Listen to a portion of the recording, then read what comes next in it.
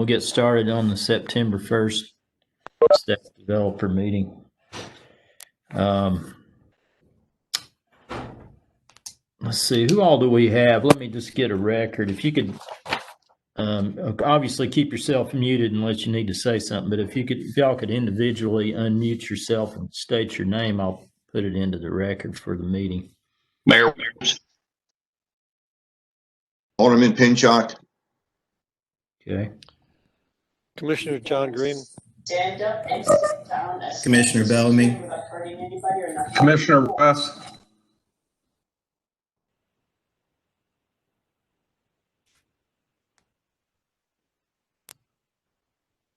Russell Rackley.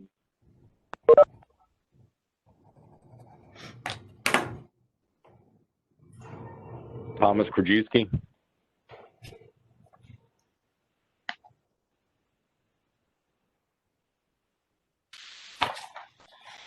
Okay, there'll probably be some others join us here in a minute, but I just wanted to kind of get a feel for how many board and planning commission members we had, at least at this point. I know Louise can't make it till this afternoon, so as far as today's agenda, originally we had a full morning, but two of the items have been withdrawn by the applicant. The small cell support structure at Kingston Pike and Bel Air Drive, and then the small cell support structure near 333 Crestview Road in Bel Air has both been withdrawn by the applicant. Those were at 11 and 11:30. So we'll go ahead and get started with the 9 o'clock item, and it's basically an amended version of a rezoning request that came before the Planning Commission and the board recently for a piece of property off McPhee Road, the Ted Gibson property, which is 2 lots south of McPhee Park on the west side of McPhee Road. You can see it there. It's about 25 acres. As you may remember, originally they had requested open space mixed residential. And the reason for that was there is a 100-foot transmission line, overhead transmission line easement that runs through the property. And it kind of follows the driveway. And you can see the driveway coming in off McPhee, and then just basically that line that goes all the way through the property onto the next property to the west is generally that 100-foot easement. You can see where the trees have been cleared out. So the open space mixed residential was turned down at the Board of Mayor and Alderman, and now the applicant is requesting just regular open space residential, which would only allow for detached single family, similar to Brass Lantern, Bridgemore, Sheffield, that kind of development. All those are regular open space residential subdivisions. The density would still be the same as it was under the mixed residential review. So that's basically their request. As I mentioned, when the open space mixed residential rezoning was before the Planning Commission and the board, this part of the McPhee Road corridor, we had a public meeting to get some input on people, particularly people that lived out in the corridor, and what they wanted to see in the future for that part of the town. And the open space cluster residential land use in our land use plan was seen as the most desired future land use for the area. So most of the area out there is open space cluster residential on the future land use map. And the OSR would be consistent with that. In fact, that's the most appropriate zoning district for that land use designation. So from a staff's perspective, it is consistent with the future land use map. We plan to put this on for an actual vote by the Planning Commission this month, since y'all have already kind of vetted the property under a different zone, and they should be pretty familiar with what they're requesting. So with that, I'll be happy to try to answer any questions if anyone has any.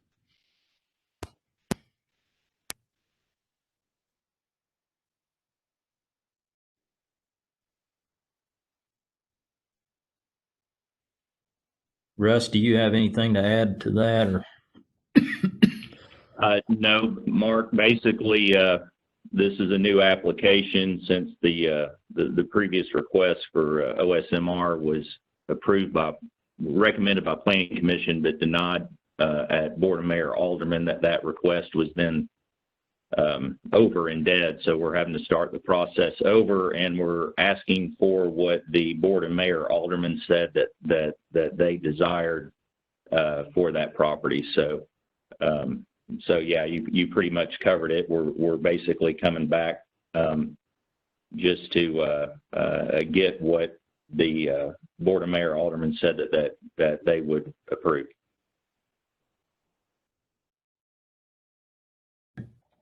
was any planning commissioners or board members or anyone else have any questions or comments about this item that they'd like to share?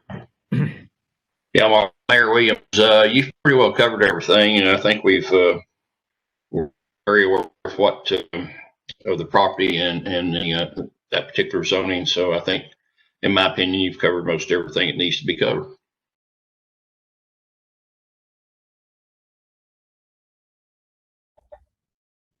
Okay. Like I said, normally we would workshop these requests, but since it's basically a modification to a previous recent request, I do plan to go ahead and put this in an ordinance format for the September 17th Planning Commission meeting. So that's the plan. And unless anyone else has anything on this item, I think we're finished with the first agenda item. I'm not sure if anyone, I know Russ is here, you could represent the next item as well, but I'm not sure if anyone from Los and Associates is on the call yet, since that next item isn't scheduled to start until 9:30 yet. We can certainly wait until that point. Hey, Mark, is it possible that we could go ahead and cover my going preliminary plat while get us a little bit closer to 9:30? I have, obviously, I'm involved in Brookmere also, but I wanted to give Los a chance to get on the call in case they had some questions that I haven't covered with them regarding your comment. Yeah, and Mark, I am actually here, but I think it would be good for Matt Sharon, the engineer of record, to be on the call because some of the comments he may need to address.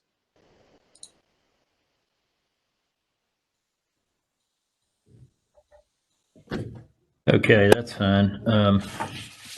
I'm not sure if anyone was the part of a potential concern about shifting the agenda is somebody, maybe from in Inverness, for example, has seen the agenda being advertised for the going discussion at 10. And I mean, we could go ahead and talk about it if the planning commissioners and board members, if y'all are okay with that, or we could just wait till 10 and talk about that, since the public, it may be looking for a discussion of that item at 10 rather than 10 after 9. So I think I'd probably rather just wait on that. That's a pretty simple subdivision. I don't believe there'll be, many public comments or concerns about it, but Mark, while we're killing some time here, I've got a couple of questions regarding mechanics with resubmittals and deadlines, since historically, resubmittals are due the Monday after the staff developer meeting, and this time that is Labor Day. Yeah. So does that mean Tuesday will be the resubmittal deadline? Yes. Okay. You could get it in by noon on Tuesday. That's kind of the traditional deadline of the Monday holiday. Well, Of course, it'd just be we'll do our uploaded, best. basically. Right. Yeah. Well, I'll do my best. There's not a lot to address ongoing, but I am out of town this week, and won't be back in town until this weekend. So we'll see what we need when we can get it resubmitted on Tuesday. But I think that the comments were pretty minor. That what we can discuss when that item comes up. So. Okay. We'll why don't we just take about a 5 to 10 minute, maybe 10-minute recess here, and maybe Matt will be on the call here in a minute, and we'll start with the Brookmere Phase 3 discussion. So let's just take about a 10-minute I'll see if I can get him on the call. Okay, we'll come back at about 25 after. Hey, Mark, this is Yeah. Stephen Green. Hey, can you Yeah. go ahead and put the slide up for that so I can be looking at it? Yeah. Of course, there's yeah.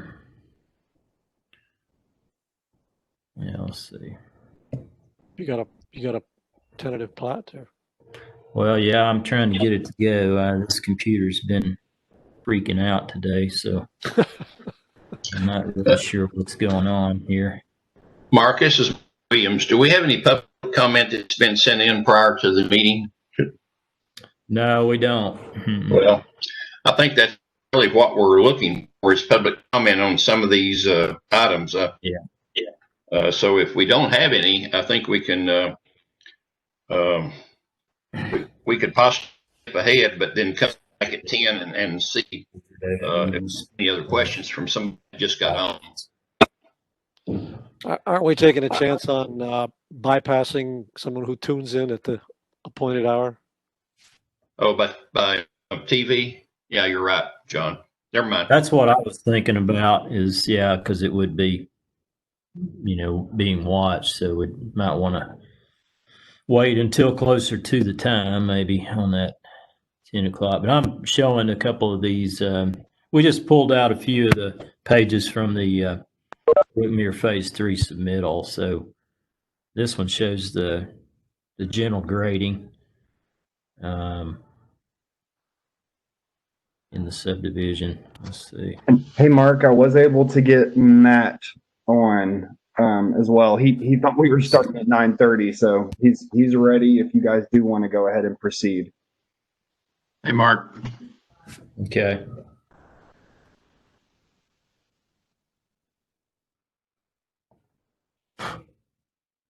I don't know what's going on with this computer. Let's have you switch over.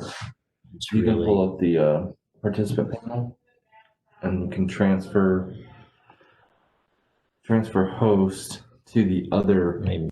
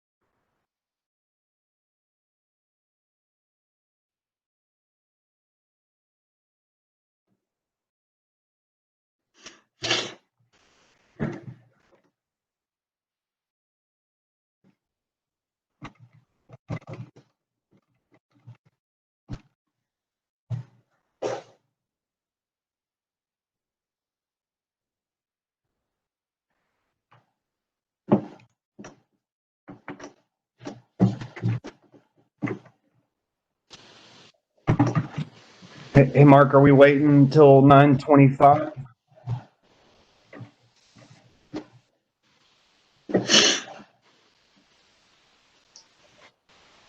Yeah, we got a break, so I guess we'll probably have some people went away from their computer and we'll be back in a minute or two. Okay, I was just making sure y'all weren't on mute and we couldn't hear you.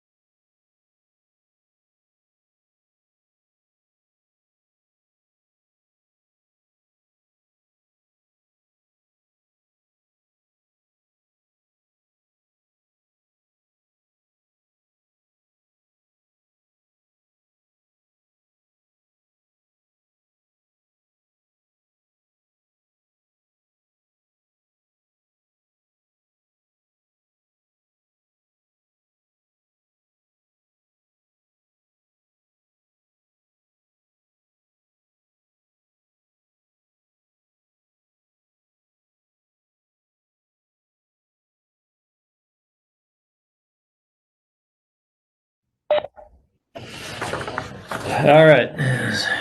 Everybody ready to start back? Yeah. Okay. I had to get out of the whole presentation and come back in Google Chrome.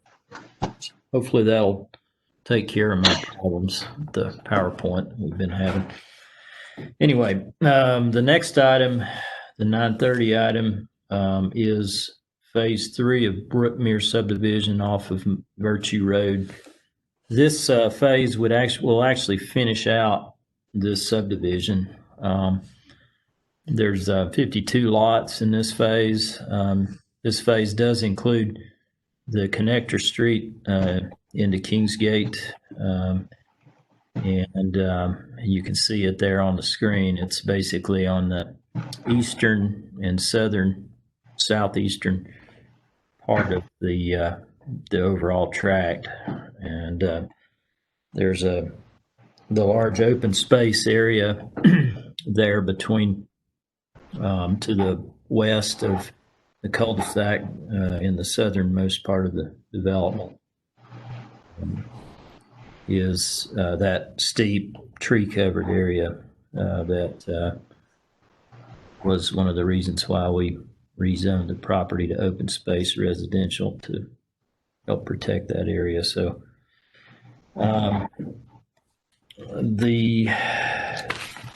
primarily the staff's comments dealt with just making sure all the plan sheets were consistent. There were some discrepancies between lot numbers and things like that between a couple of the different professionals that were involved in the project. I believe that the applicant is requesting a variance. They say in the application, lowering the design speed at the intersections to 25 miles per hour, lowering the design speed of Reverence Run Lane to 25 miles per hour. I'm not sure if y'all want to speak to that, since that is a variance request to the subdivision regulations. And then maybe if Daryl wants to chime in on that, that would be fine as well. And then we can go back, and if y'all have any questions, if the applicant has any questions about any of the staff's comments that we had emailed you from Bluebeam, we can go through those as well. But Matt, do you want to, or Ralph, you guys, do you want to talk about your variance request and the reason for that? Yeah, these are, this is Matt Sharon with Lowe's Design. I'm the engineer on the project. These are the same variances we went after in phase 1 and 2, and we laid out the street and the concept plan based on these lower speed limits. These help us, I guess, lay the roads in there a lot better with the existing grades being steep on the back of the hills. Going down to the lower design speed at the intersections allows the roads to tie in much better given the challenging topo. And overall, just lowering the speed limit in general is better for the subdivision, better for the walkability and pedestrian use. Do any of the planning commissioners or board members have any comments or questions about that variance request, or need any more explanation on it? Williams, none.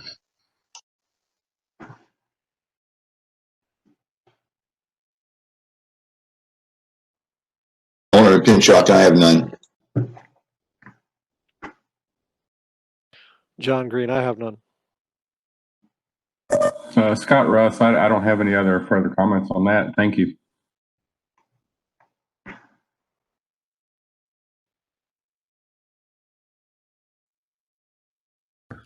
Okay, I guess Matt or Russ or Daniel or any of you all from the applicant side, did you all have any questions on any of the staff's comments that you want to discuss? The only, oh, go ahead, Russ. No, Matt, go ahead. You can go ahead with yours. I do have a few things I want to discuss, but I'll let you finish with your questions first, Matt. Okay. The only, I guess, comment I had on the comments was on page 15 of 46.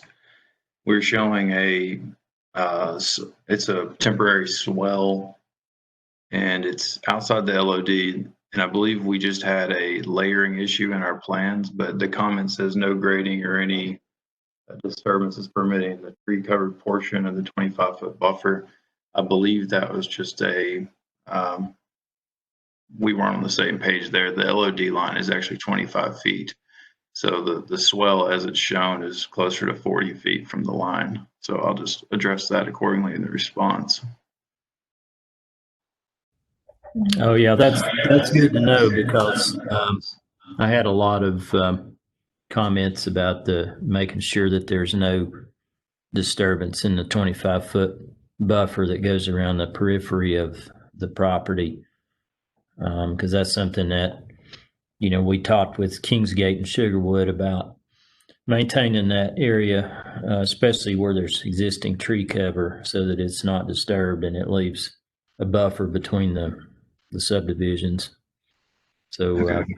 that's good that it was just kind of a I guess, an error on the plans. So if you can just, make that more clear on the resubmittal, that would be helpful. Okay, yeah, we'll do that. That's all I've got, Russ, if you want to go. Okay. Hey, I guess my question, or more pertain to Dan Johnson, is if he's still on the line.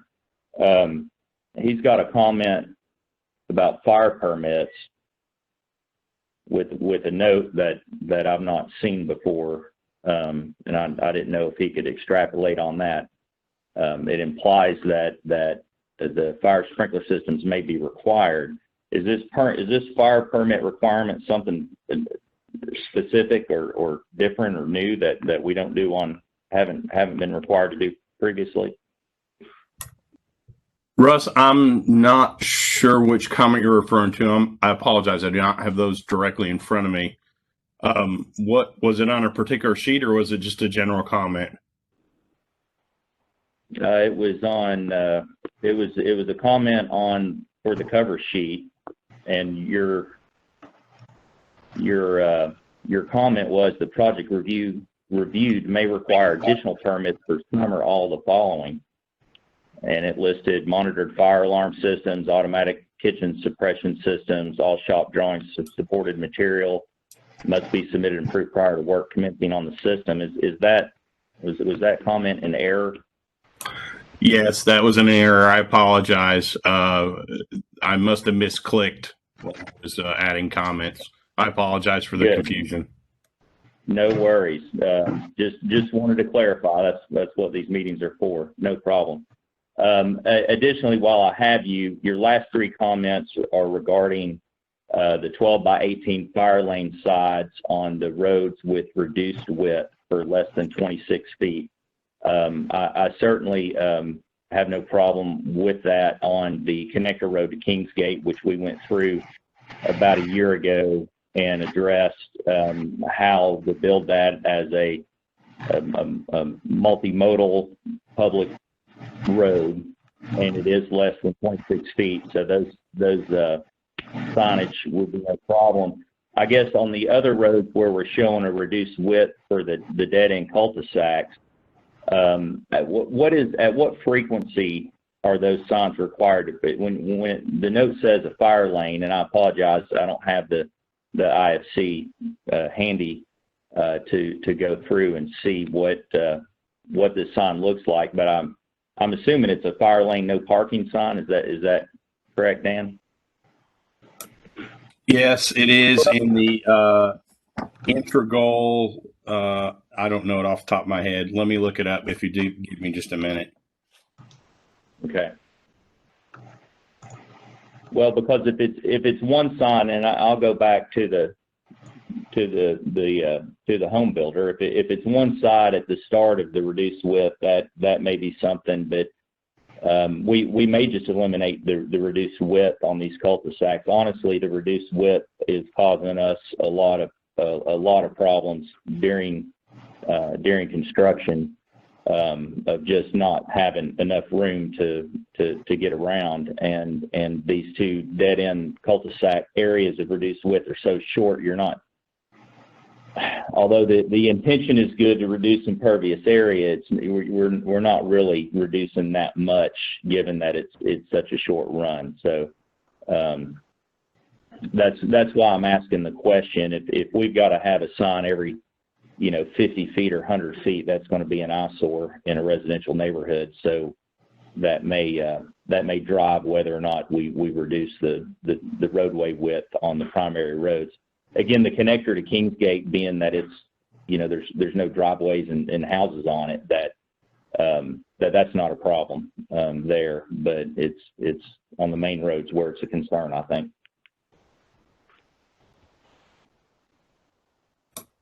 I understand. I believe the integral is more like 100 feet, but I will confirm that. Okay. If you could just shoot me an email, I would like to, and this may be something I'm thinking more of the timelines of the meeting and the agenda and getting resubmittals in. I don't want to throw Los a curveball revise the road and grading plans by Tuesday at noon. If a decision can't be made, today. So it may be something that we just put a note for the signs for reduced width, and then we can always, we can discuss that at the Planning Commission meeting that we may not reduce the width of the roads and just go with standard 26 feet all the way through, and thereby you wouldn't require the signs. Does that sound like an acceptable solution? It does for those particular situations. I will have you the information by the end of the day if that's acceptable. Yeah, that'll be fine. That'll be fine. I think that's all. That was my only concern from the comments for everybody. I know I'd spoken briefly with Los, and the rest of the comments were just really just a good third review to try to get some better coordination between all the different plan sheets. So that's all I have on that.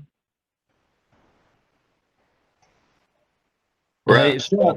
I have one question on the grading shown there in the open space lot. Has that already been completed? I can't remember. In the Mark, I large don't have open the plan in space. front of me. Which is it in phase 3? Yeah, well, it is in phase 3 technically, because it's basically the stormwater basin that was to be graded in that open space, that large open space lot.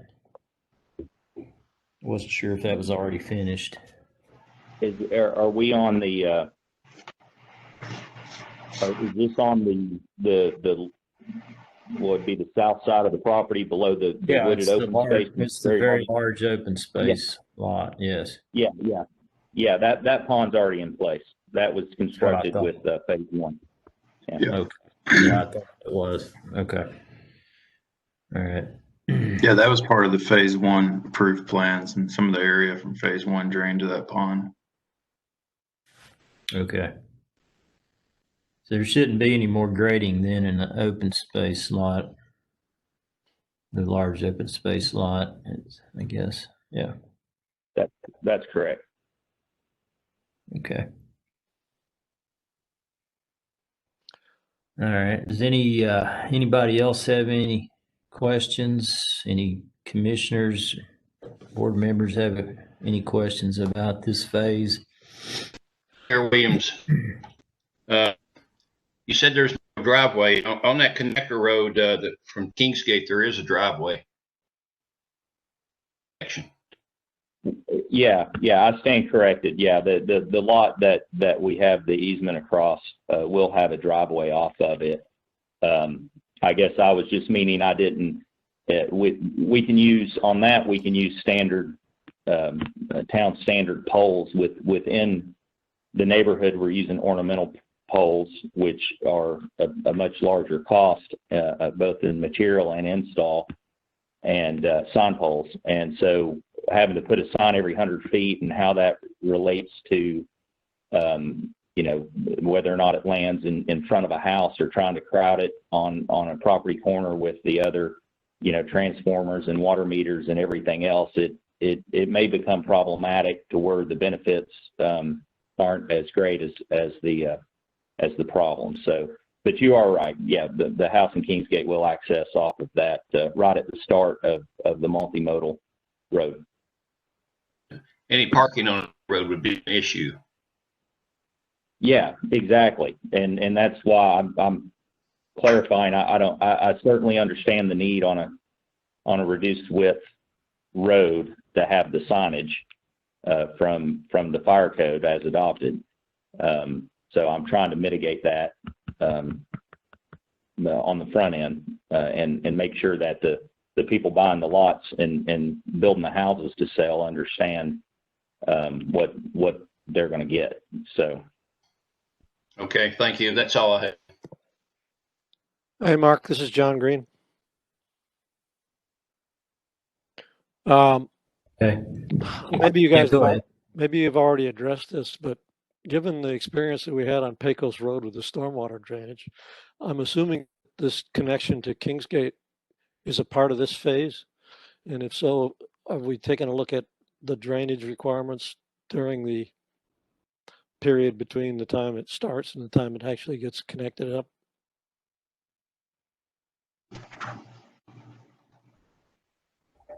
Do you want to address that, Matt? Trying to get my bearings straight. So the drainage concerns coming down the connection to Kingsgate. Yeah, let me back up. I was addressing Mark because he was familiar. Perhaps you're not. Over on Pecos Road, we have a development going in, and the connection had not been made. And with heavy rains, all that mud water flowed down the existing development across the not connected. So, and as the mayor will attest, he had a lot of phone calls and emails that were really pretty irate about what was going on. So to prevent a deja vu all over again, we just wanted to make sure that during the process of construction and the final connection, that provisions are made for temporary storm drainage, so we don't have runoff going down that road into the Kingsgate development, so that we have a repeat. I got you. Mr. Green, I can address that, Matt. Okay. Kingsgate is top of the connector road. So any drainage during construction will be back from Kingsgate onto us. They are the high point where we're connecting for the connector.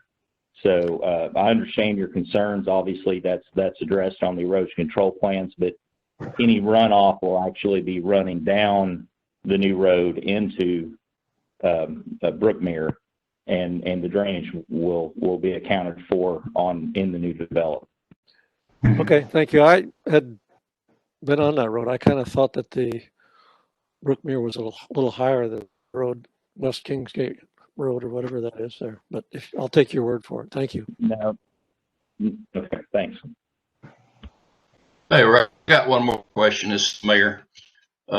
You've got some sort of a shipping container on your property.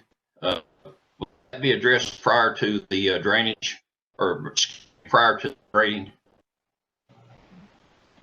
The shipping container in Brookmere? Well, it belongs to you. It's a resident of Kingsgate there on West Kingsgate.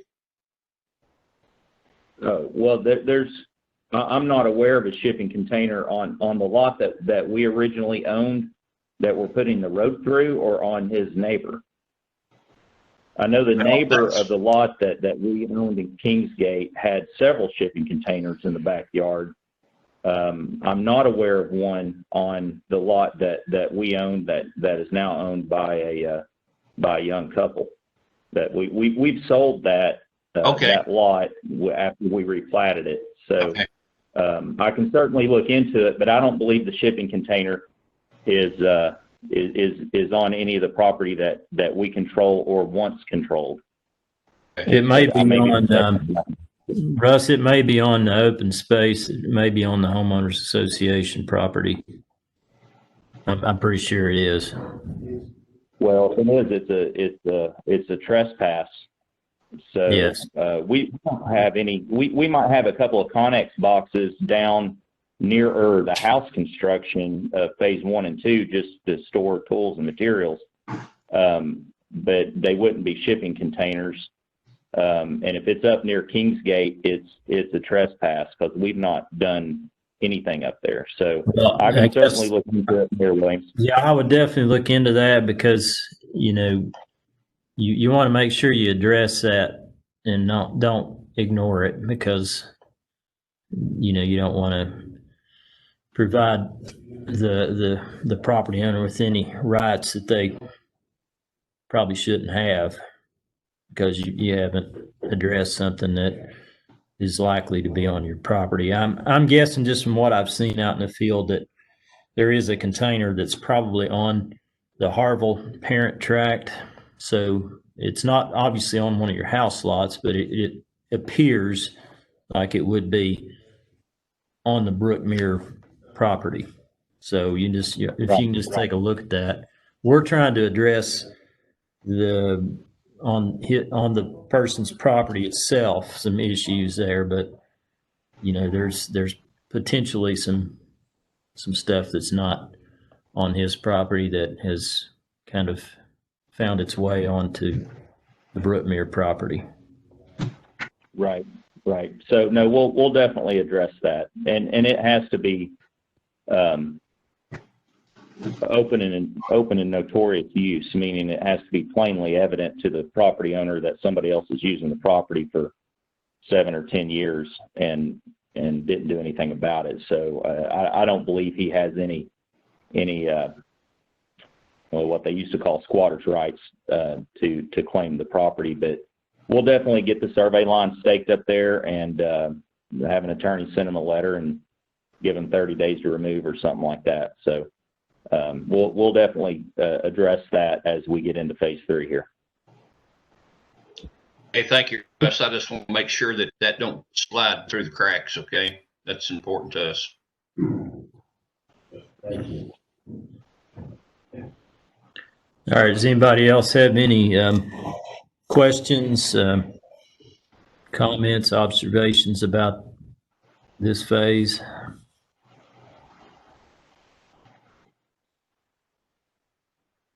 Let's take about 5 minutes, and then we'll come back to the going property off Turkey Creek Road. That'll be our next agenda item. So I'll be back in about 5 till 10. So.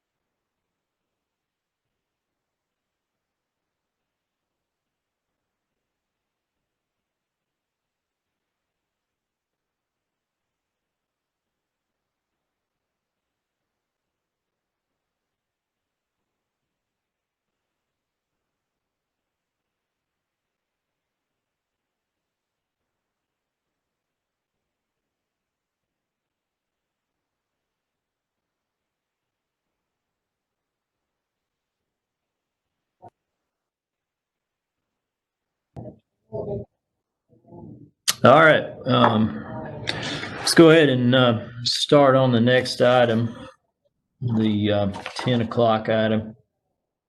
And this one is a preliminary plat for the Goen property subdivision. That's it's actually going through a rezoning right now. It'll be going to the Board of Mayor and Aldermen for first reading at their next meeting on the 10th of September. So obviously the rezoning has to be finalized through the board before you're as a condition of taking action on the actual preliminary plat, which is what's on the screen. Turkey Creek Road is on the lower part of the screen there. And as the Planning Commission members know, the property, they were able to work out an agreement with the property owner so that access could be provided off of Turkey Creek Road instead of from Spring Branch Lane, which is in phase 3 of Inverness, which is on the upper part of the screen there. So as proposed, it's just a short cul-de-sac with 10 house lots, and the open space area is mostly on the east side. There's a large drainage way through that part of the property. There will be a sidewalk.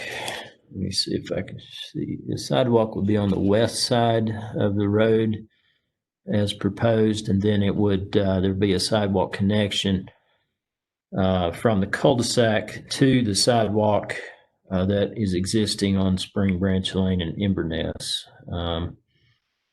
That's pretty much the pedestrian facilities that they're proposing at this time. They're not proposing any other facilities or connections other than that sidewalk. The staff's comments, the biggest comment is, and I'll make this to you, Russ, because it's such a small subdivision. I mean, I guess we can work with you on this one, but in the future, the submittal has to be complete. There's no tree preservation plan in this submittal. There's no streetscape plan, which both are required. So in the future, you know, we're not going to be proceeding with these subdivisions if the initial submittal is not complete. But I do obviously need that information by next Tuesday at noon for this project. This one is, you know, the tree preservation plan. It's pretty much where you got to put the road and where you got to put the house lots. So I get that. But we do have requirements that are, you know, in place for all subdivisions that come before the town. So you just need to make sure that you have a complete submittal in the future. It's pretty straightforward subdivision. It's would be zoned R2 when the rezoning is finalized. The rest of the property or parent tract would still be R1 where Miss Goen's house is. And the lot that she created through a subdivision that was approved by the Planning Commission a few months ago on the southwest part of the parent tract. So that's kind of an overview of where we're at there. I guess a couple of comments that I had, I can't really speak to other staff members. In addition to just providing those missing plan sheets, I did have a question about, and this would be really part of your streetscaping plan. You know, there is a 10% minimum open space requirement in R2, and that cannot include detention or buffer. So I just needed some clarification on how this development is meeting the intent of the open space requirements that are provided for in our subdivision regulations. And I think most of the other stuff is pretty straightforward. I know we talked about the street width with the previous item. I'm always a fan of lower street widths personally. This street is shown as 26 feet, which is fine. That's the minimum. I would also, from my perspective, support a lesser street width if applicant wanted to pursue that. But again, that's really up to the applicant whether they want to request a lesser street width than 26 feet, because that what they're showing does meet the minimum requirement. So with that, I guess, Russ, if you had any comments on any of the staff's comments, we'd be happy to try to provide you with some clarification. Okay. Well, thanks, Mark, and certainly with your opening comment, I understand completely, and it is such a small subdivision regarding the streetscaping plan, and which I'll get to in a minute, and the tree preservation plan. The field survey of the identified trees for the tree preservation plan did not get completed prior to the time that we submitted. It is now completed, and Curtis Cassiano is putting together the calculations from his field walk and then the survey location of all the trees to determine which ones were going to be taken and then which ones are being saved. Anyway, I do appreciate you moving forward with this. If it had been a large multi-phase or a large development, I certainly would not have dreamed of trying to go ahead and submit it. But duly noted, I understand that those two items were deficient, and I'm thankful that due to the relatively smallness of this project that you allowed it to move forward. With that being said, regarding the open space requirements, we're beyond 10%.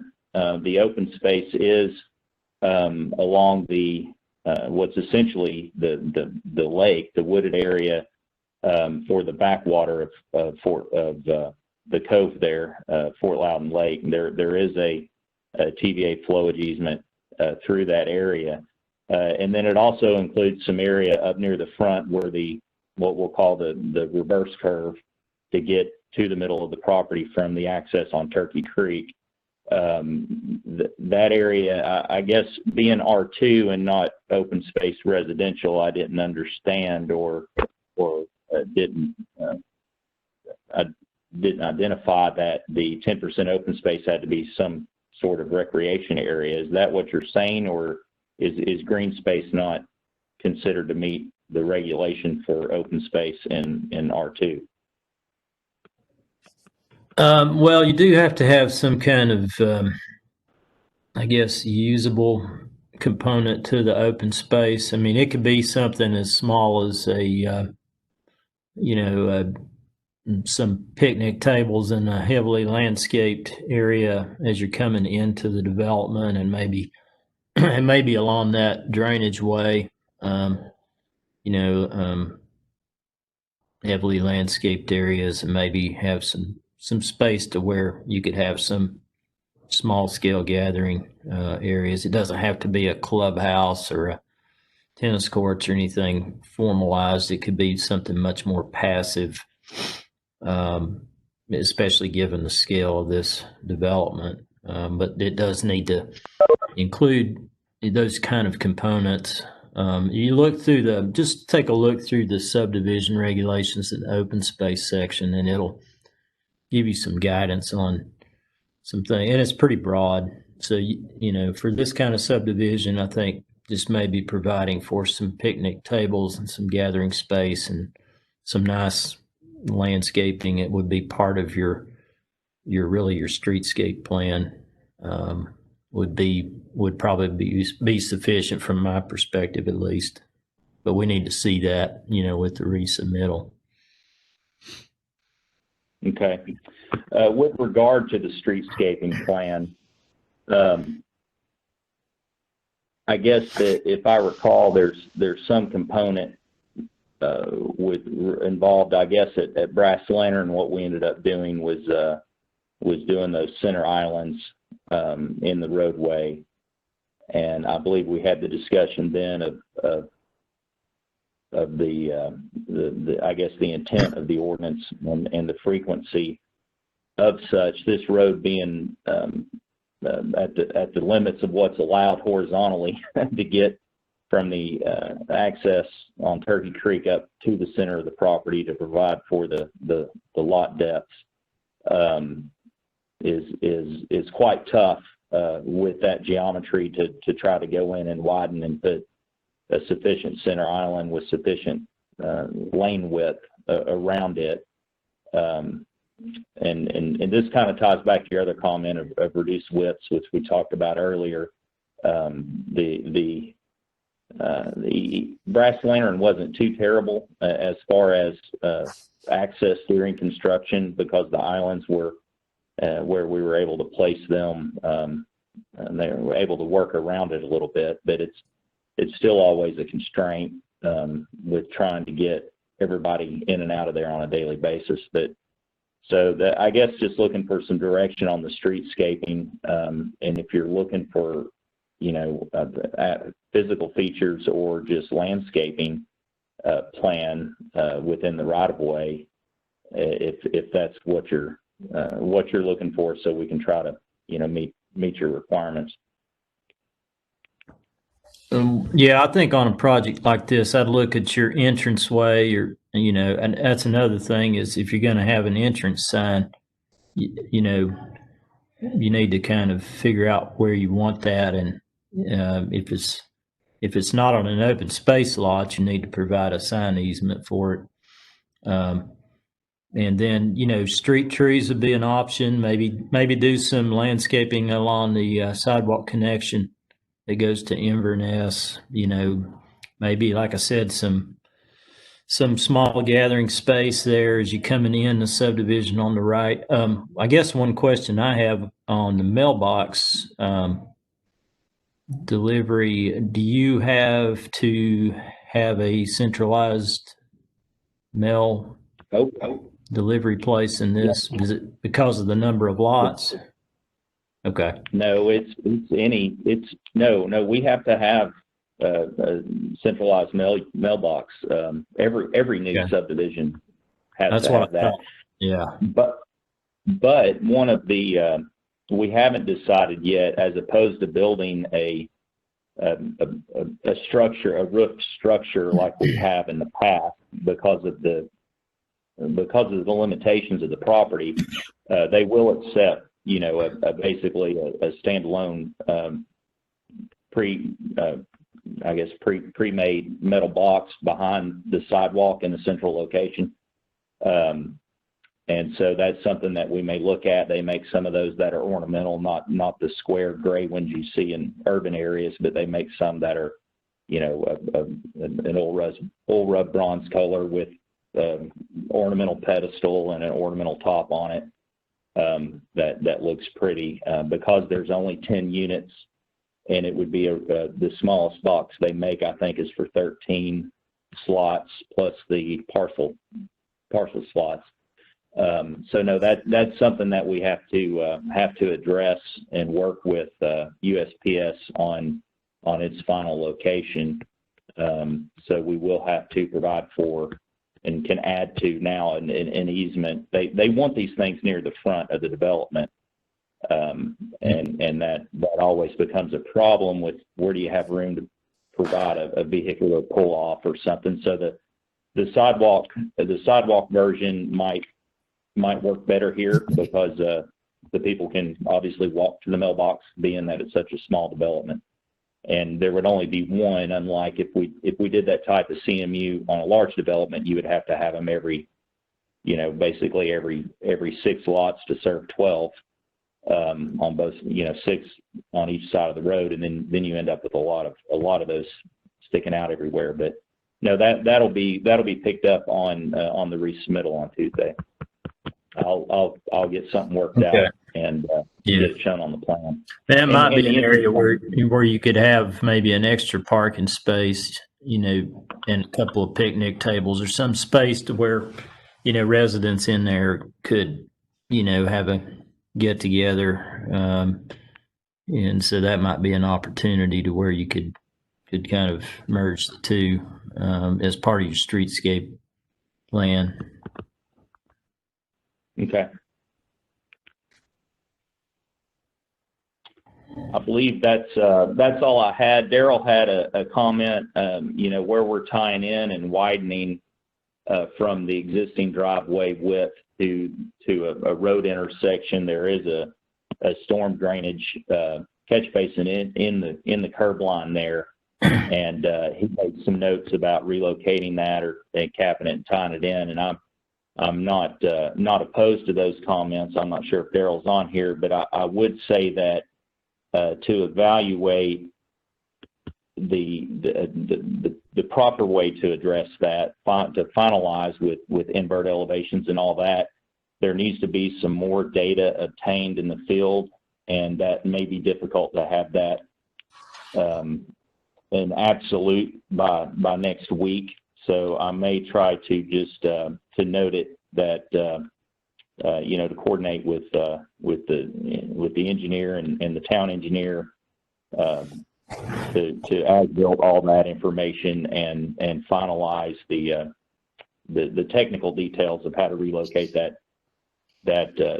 drainage there that will become part of it would actually end up like the Inverness intersection where you have a drain, within the asphalt area of the intersection, is if nothing separate is done, which is what I proposed on the preliminary plat as submitted, was just to replace the frame and grate on top of it from a combination inlet to just a drainage grate. But we can definitely look at relocating it. If Daryl's on here, I just wanted to note that I don't have enough information on the inverts and the pipes coming in and out of that thing underground to be able to put something on the plan that I'm confident will work at this point.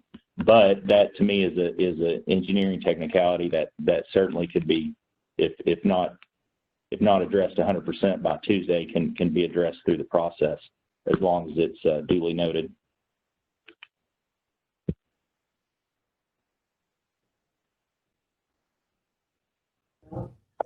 Okay.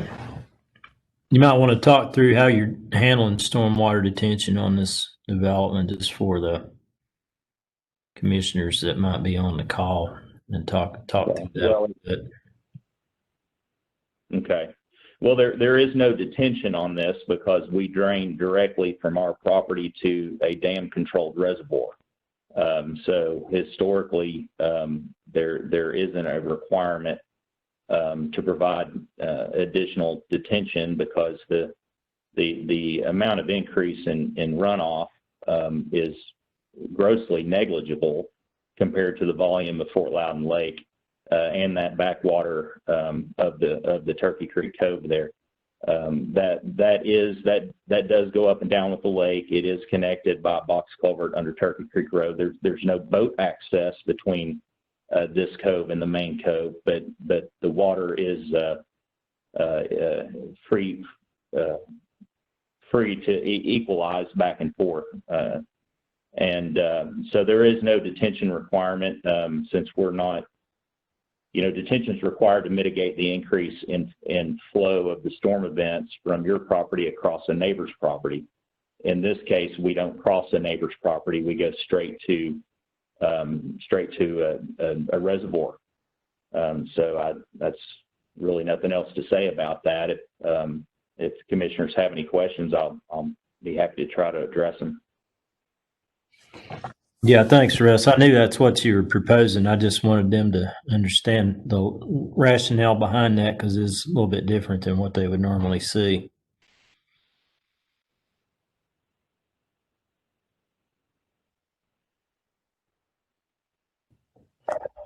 Does anyone have any questions about the subdivision? Any comments?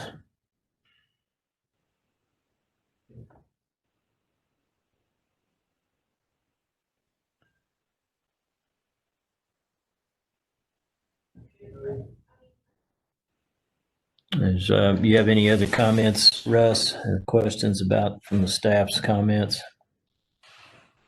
No, I don't. I think we can address them all. The biggest thing is just to try to get something to you on to address the streetscaping and open space, which I think we can make happen, and we'll get the tree preservation plan, and other than that, I think everything is straightforward.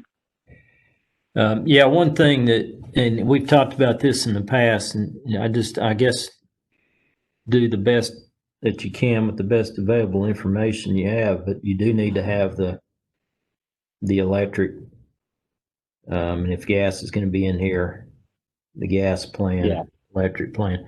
I mean, I know that there's some variation in that from discussions we've had in the past, but that is also a required plan sheet. So if you can take Right. your best guesstimate of that, where that's going to be, and it's something to think about also in the future is, and it's hard to really know how to plan for this, but the telecommunications component is something we're going to have to try to think about and provide for on the front end as these new developments are created, or at least, and I'm not really sure.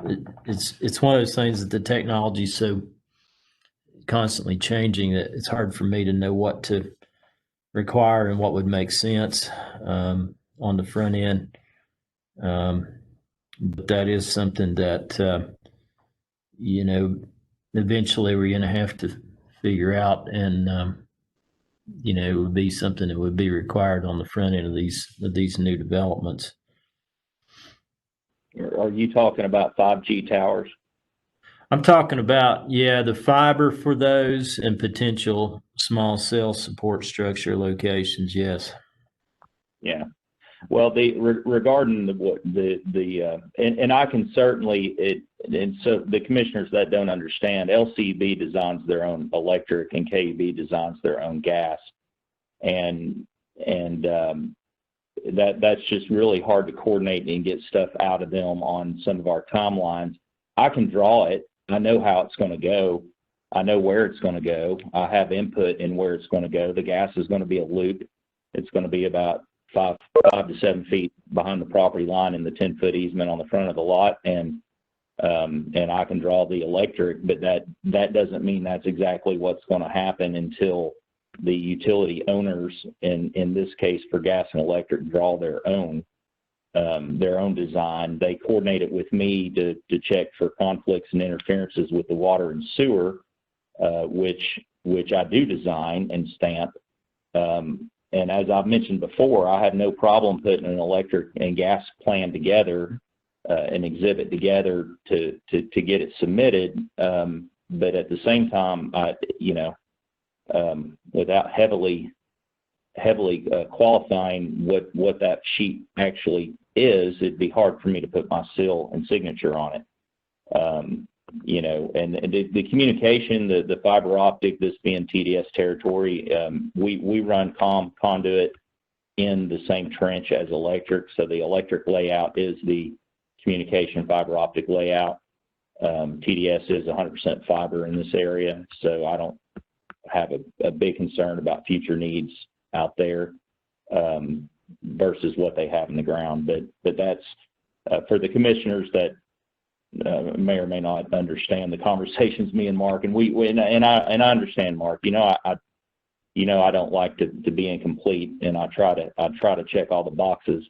But sometimes we run into problems with coordination when it's third party utilities that I'm dependent on to meet certain timelines. So I should have the layout for electric by Tuesday for the resubmittal, but it was not sent in time and for the primary submittal. So and again, this being the electric's going to run up the left side of the road with transformers at every other lot corner. So it's a simple subdivision on this one. If it was a large complex thing, I would have had a much different opinion about submitting without it. If there was some question about how to put it in. So anyway, duly noted, and we'll get that stuff in our resubmittal next week. Okay, thanks. Is there any commissioners have any questions or comments?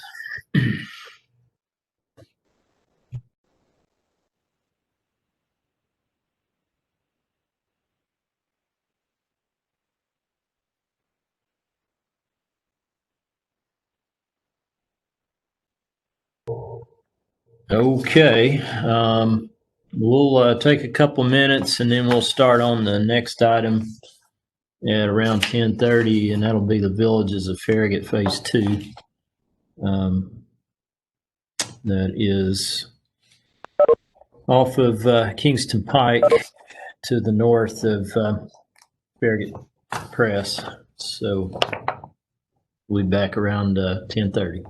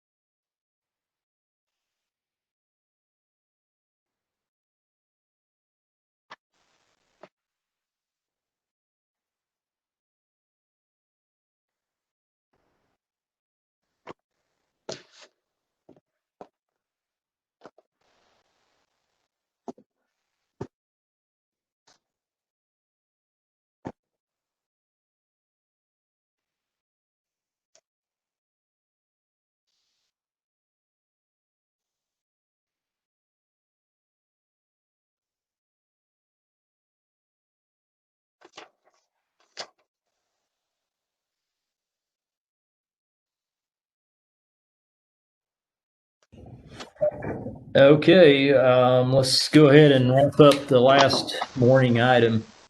And this is our 10:30 item. The site plan for the villages of Farragut Phase 2, Village Commons Boulevard.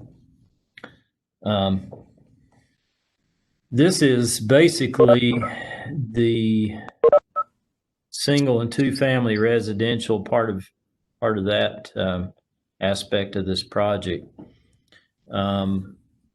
The existing facility is finished up a few months ago, and now they're starting on the residential units, and this is a mixture of single and two family units, as you can see there on the screen.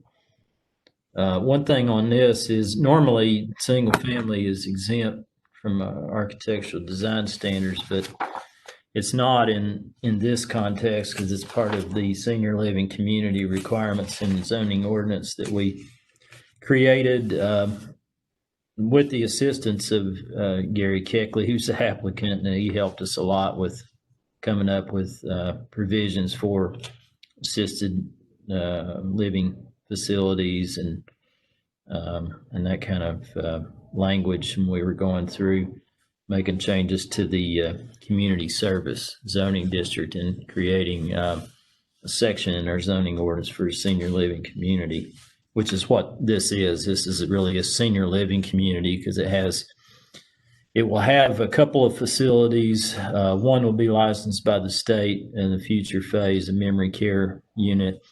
And then it also has a mixture of attached and detached, essentially single family residential that's all part of this overall community. So the purpose of this is to basically see if the applicant has any questions or comments about any of the staff's comments, and then to open it up to any questions or comments that the commission, board members, or anyone else may have related to this project. So with that, Chris or Gary, if you all have any clarifications or questions that you need from the staff's comments, we'd be happy to try to help you with those. Mark, can you hear me? Yes. This is Chris. I'm sorry. I did have one question that it says show the proposed garage and dwelling units will not compromise the height and area requirements of the existing structure. I've never seen that one before, so I wasn't sure how to evaluate that. That's probably a comment from Elliot on the building code. I don't know if he's probably not in the call, but Dan may be, and I don't know if Dan, if you might be able to help with that question or not. Certainly. I believe Elliot was looking for calculations to confirm that, and I don't think it was the one and two family dwellings he had concern with. I think he had concern with the garage building behind the main structure on the property, and confirming that still met the height and area calculations that were originally configured for that structure. In other words, this wouldn't impede the either unlimited or whatever limitations there were originally provided for the distance from that structure to other structures as referenced in the building code. Okay.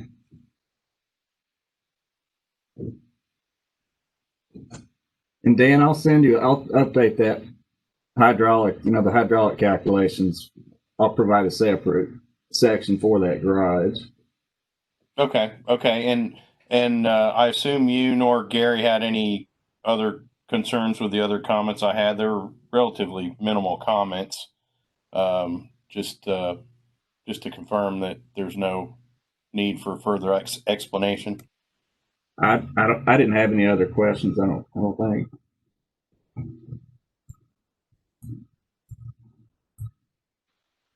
I guess, hey, Daryl, did you find the drainage calculations?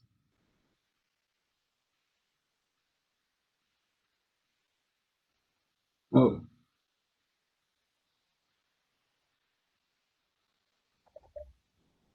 I don't see Daryl, on here. I don't see Lori on here. the drainage calculations were uploaded when you originally uploaded the plans. They're in the MGO, so he should have access to those. I'm not.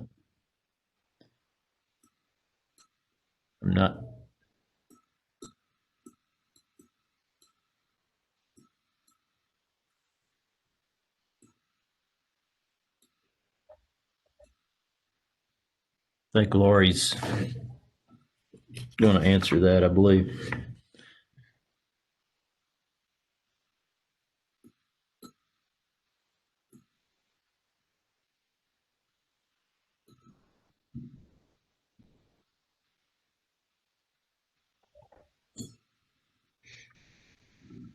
Do y'all have any other questions or comments, Gary or Chris, on any Mark of these? Darrell's on his way in to address some of those questions that were just raised a second ago. This is David.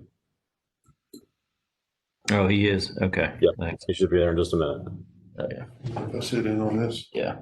You can probably, if you need to say something, I've got it unmuted right now. Oh, it is muted or no? No, it's not. Hi, this is Daryl. I just walked into the room. hey, Sorry Daryl. about that. Yeah, this is Chris. I just wanted to make sure you found the drainage calculation. They're an MGO. I did not see those. Oh, they're in MGO? Okay. Was that one of my comments? Yeah, I believe so. Okay. Yeah, I don't put those in the blue bin. And I can send you a PDF as well if you like.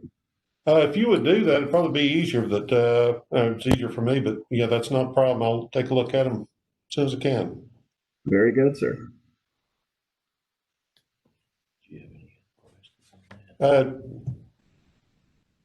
Chris, do you have anything else for me? No, sir. Okay, I'm good.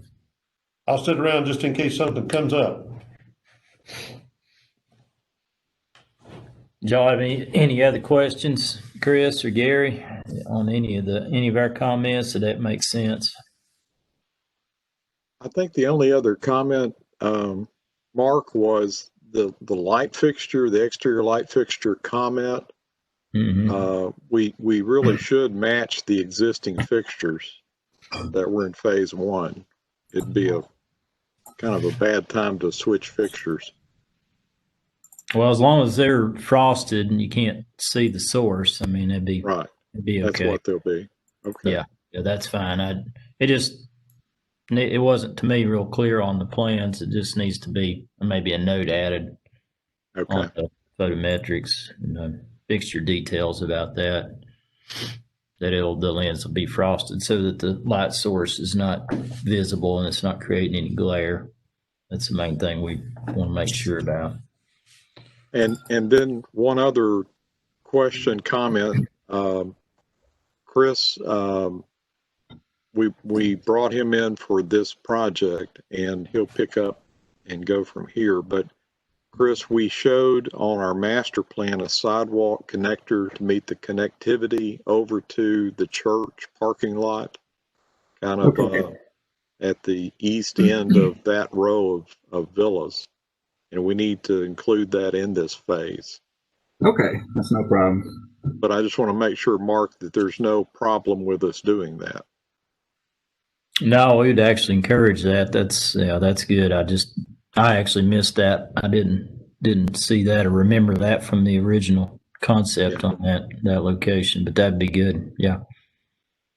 They just need to coordinate with the church as to where it needs to come in and, make sure it's, makes sense for both parties there. Does anyone have a contact at the church? I'll take care of that. They actually are involved in our programming, so we have a the last item. pretty good relationship. Okay. And that was their understanding we have a construction easement for it already.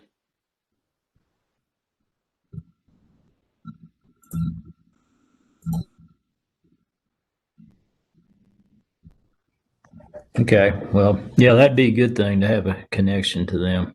So we would definitely have no problems with that. Just making sure it's coordinated with the church is all we would ask. So I think that'd be good.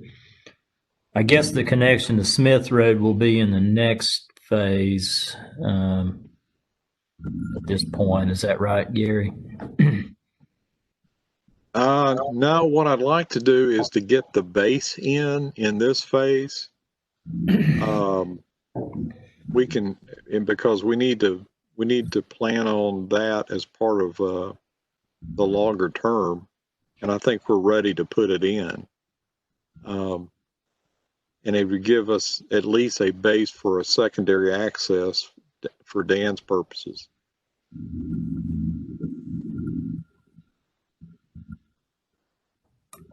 I'd appreciate that. Yeah. What I'd rather not do is put down binder, just get it to aggregate. And that way we can beat it up with whatever and get utilities in later.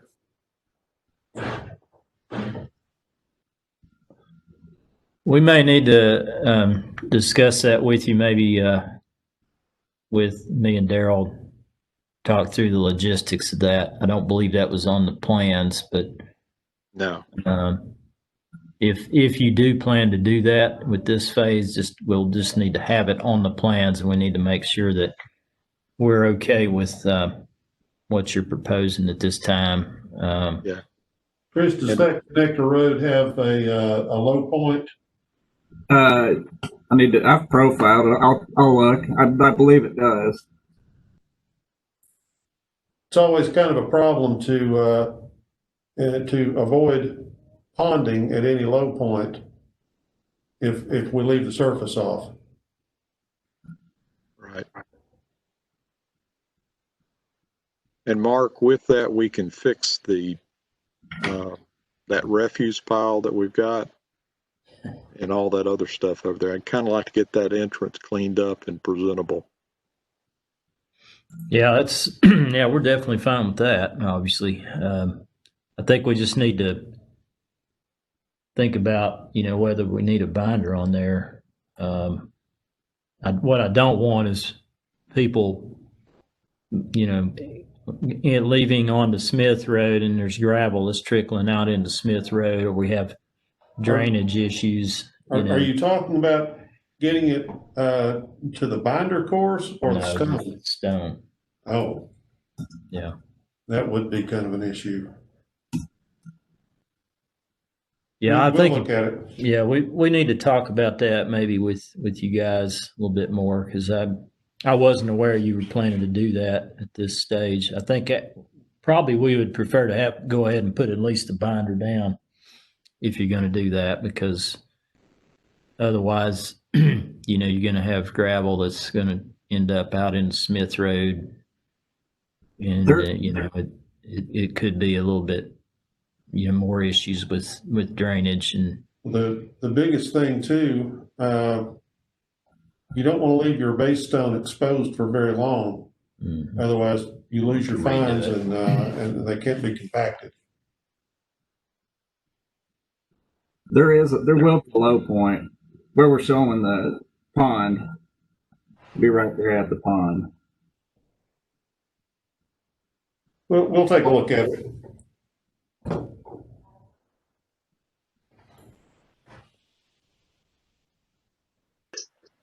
Mayor, it's good that you get that refuse pile cleaned up, because I've had numerous complaints from residents that are looking at it daily. So that'd be a good thing for sure.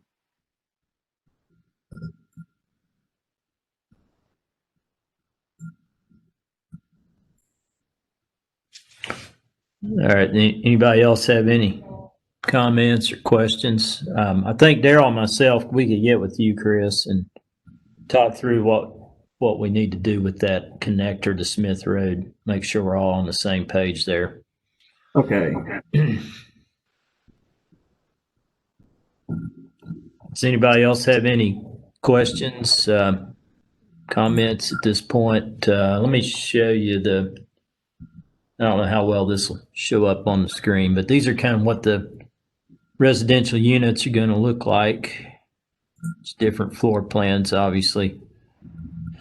And as I mentioned earlier, these do have to meet the architectural design standards, so that does include the 75% masonry for the net facade elevations. I'm sure they won't have any problems meeting those. We just need more information on the plans to verify that, but looks very attractive looking buildings there. Anybody else have any questions or comments at this point? One thing we do need in the resubmittal is just some color elevations showing what these buildings are going to look like from all four sides, so that we can show those at the actual planning commission meeting on the 17th. So if you could please include that with the resubmittal, we'll put those in the PowerPoint. This is Alden in Pinchuk. I do have one question. I may have been discussed and I may have missed it, but how many units are in this phase? There are 28 units in this phase with actually 5 different floor plans. Mostly rear access garages, except for along the church side of the property where we have front access garages and duplexes there. Thank you for that.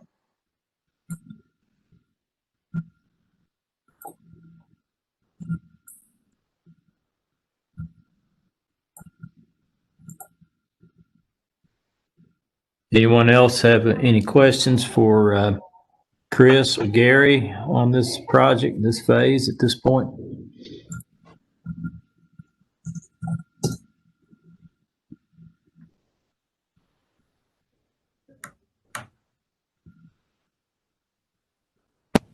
Okay, well, if you could please get the resubmittals uploaded by noon on Tuesday, 8th, that would be the deadline, given the fact that there's a Labor Day holiday on Monday. So if you could do that, please, we will start a review of the revisions and have this ready for a vote on the 17th.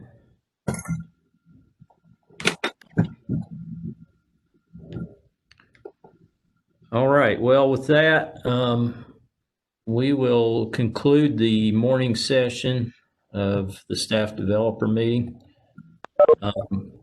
We will have a brief discussion at 1:30, not necessarily specific directly to the Biddle Farm project, but we'll talk a little bit about mixed-use town center. It is related to the Biddle Farm project, but we don't have any specific information from the developer yet that they're ready to share at 1:30, but we'll have a short discussion on the mixed-use town center at that time. So we will reconvene at 1:30 for those of you that want to participate, and go from there. Thank you. Thank you all. Thanks. Thank you, guys.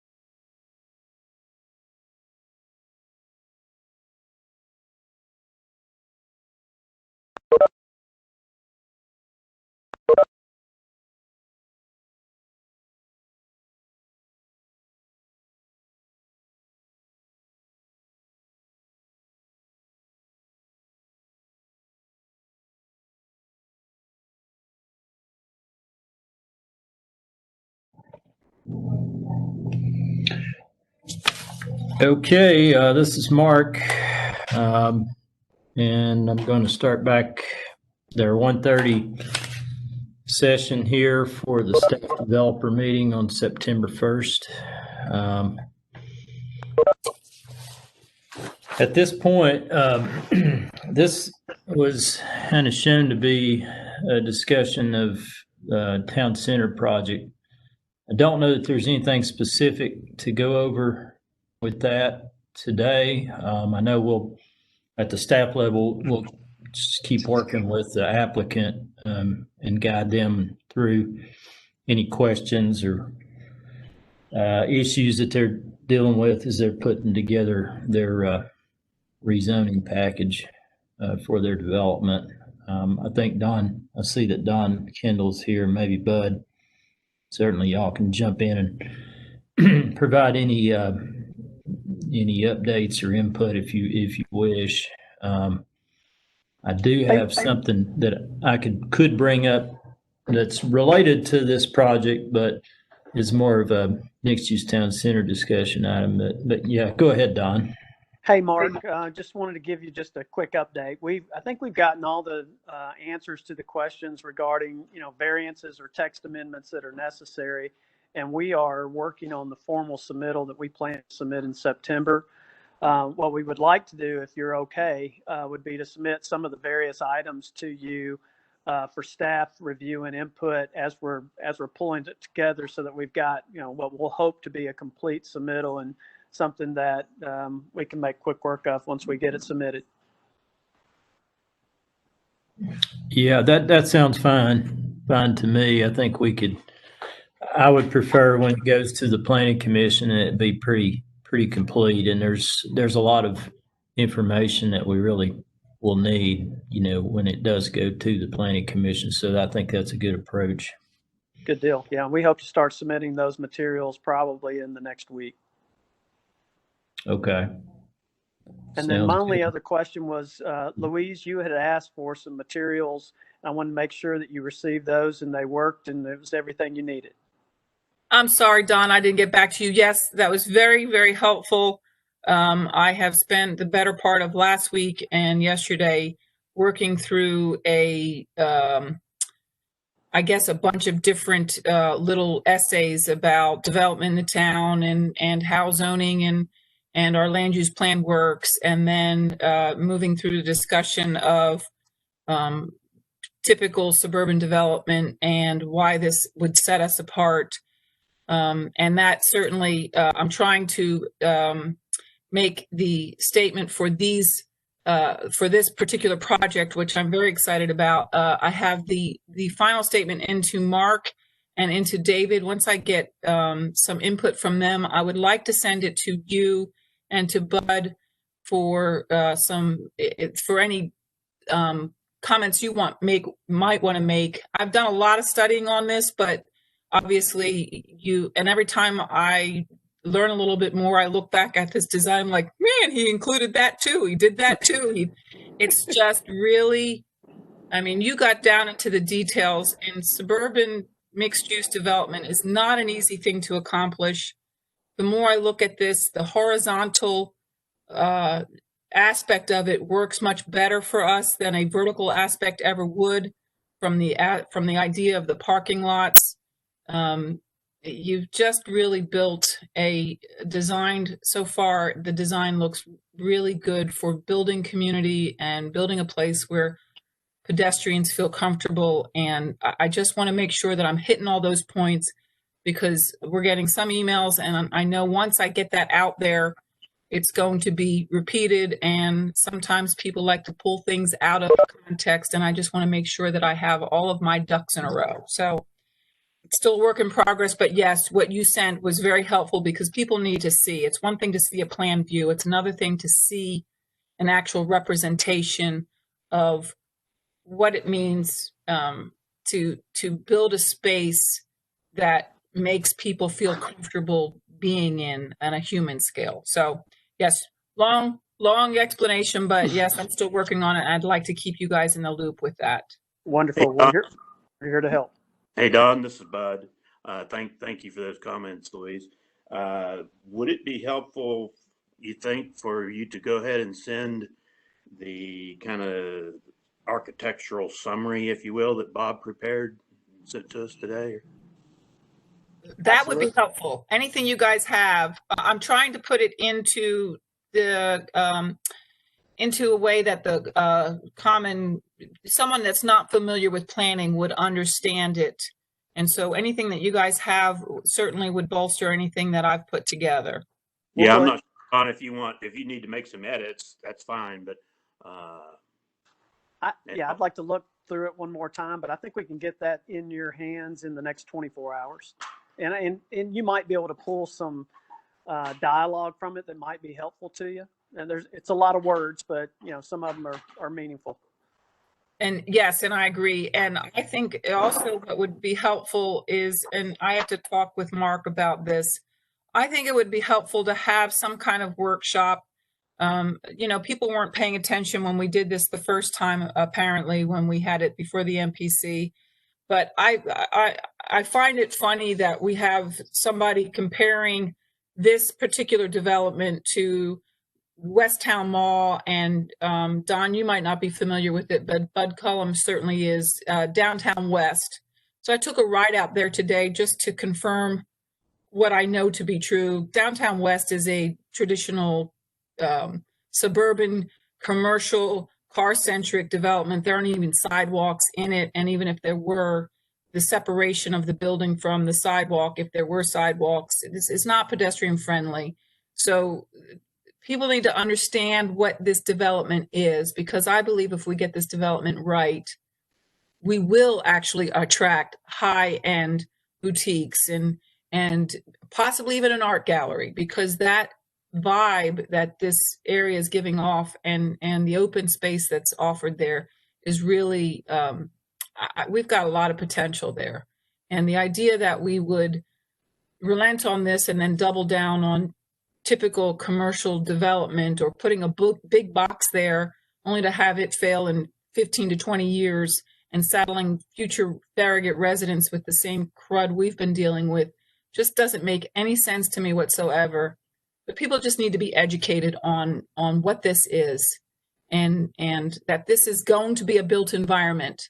It's zoned for a built environment, and it will have a built environment. And this land use plan is our best opportunity to shape that so that it makes us a relevant community for years and years to come. So I know I'm preaching to the choir, but it's we need to get that word out there. I know that there's citizens that are very excited about this, but there's a vocal minority that's not very educated, and we need to get that education out there. I think this design narrative that we'll be getting to you in the next 24 hours will help articulate it in words. You can take the concept plan and you can add the pictures like Don did, and it looks great, but sometimes it's nice to be able to just articulate it in text also. I agree. So yes, Louise, I am quite familiar with Downtown West. Ironically, even though I graduated from Farragut, the Farragut kids used to always hang out at what was then Mr. Gaddy's in Downtown West back when, in the old days when I was there. But yeah, you described that way better than I could. And if I tried to comment on the letter that brought that up, I'd just get myself in trouble. So I'm going to shut up and go back to mute. You'd be better off commenting than I will, but that's I understand exactly where you're coming from.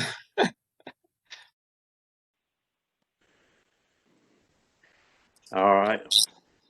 All right. Well, thanks, guys. We'll look for that information and be happy to try to help you, guide you through until the submittal process for, I guess, the October meeting. And so that the deadline would be September 14th to at least get the application submitted. We can still, tweak it and make adjustments from that point forward as well, but that would be your due date.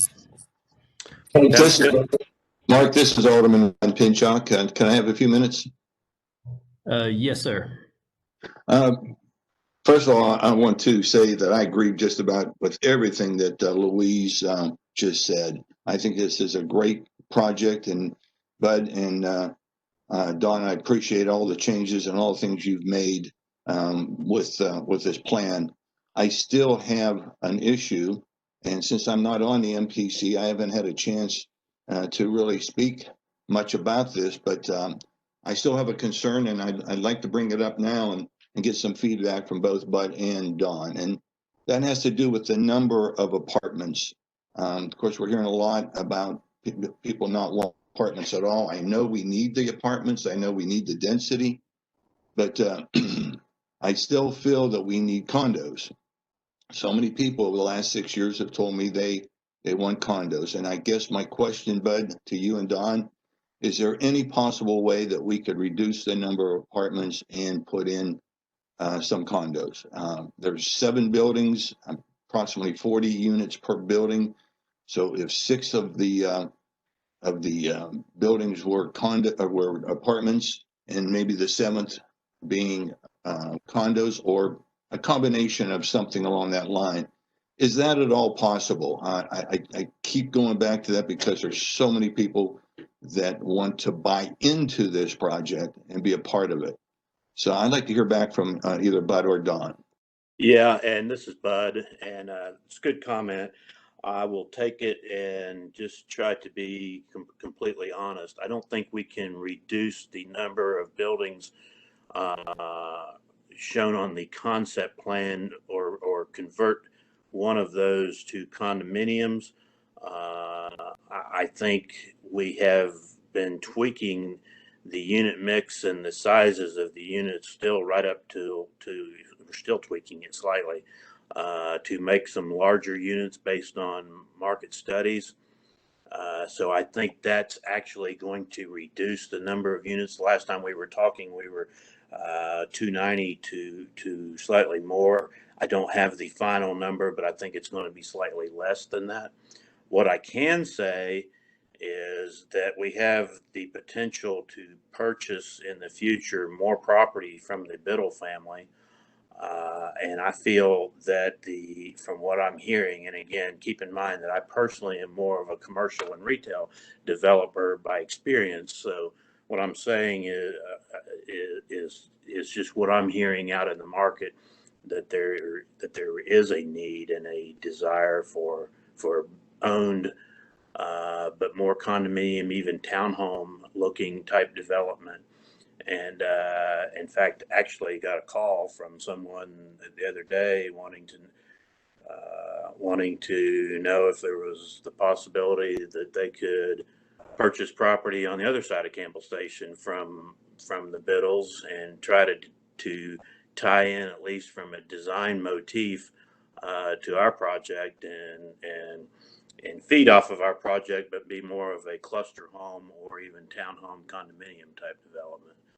And that was a rambling answer. The answer was probably not what you were wanting to hear, but I'm going to, I think we're far enough along in this situation that from a numbers standpoint, we need to try to maintain that concept plan on the rental side. But I certainly think that there is the ability to come in.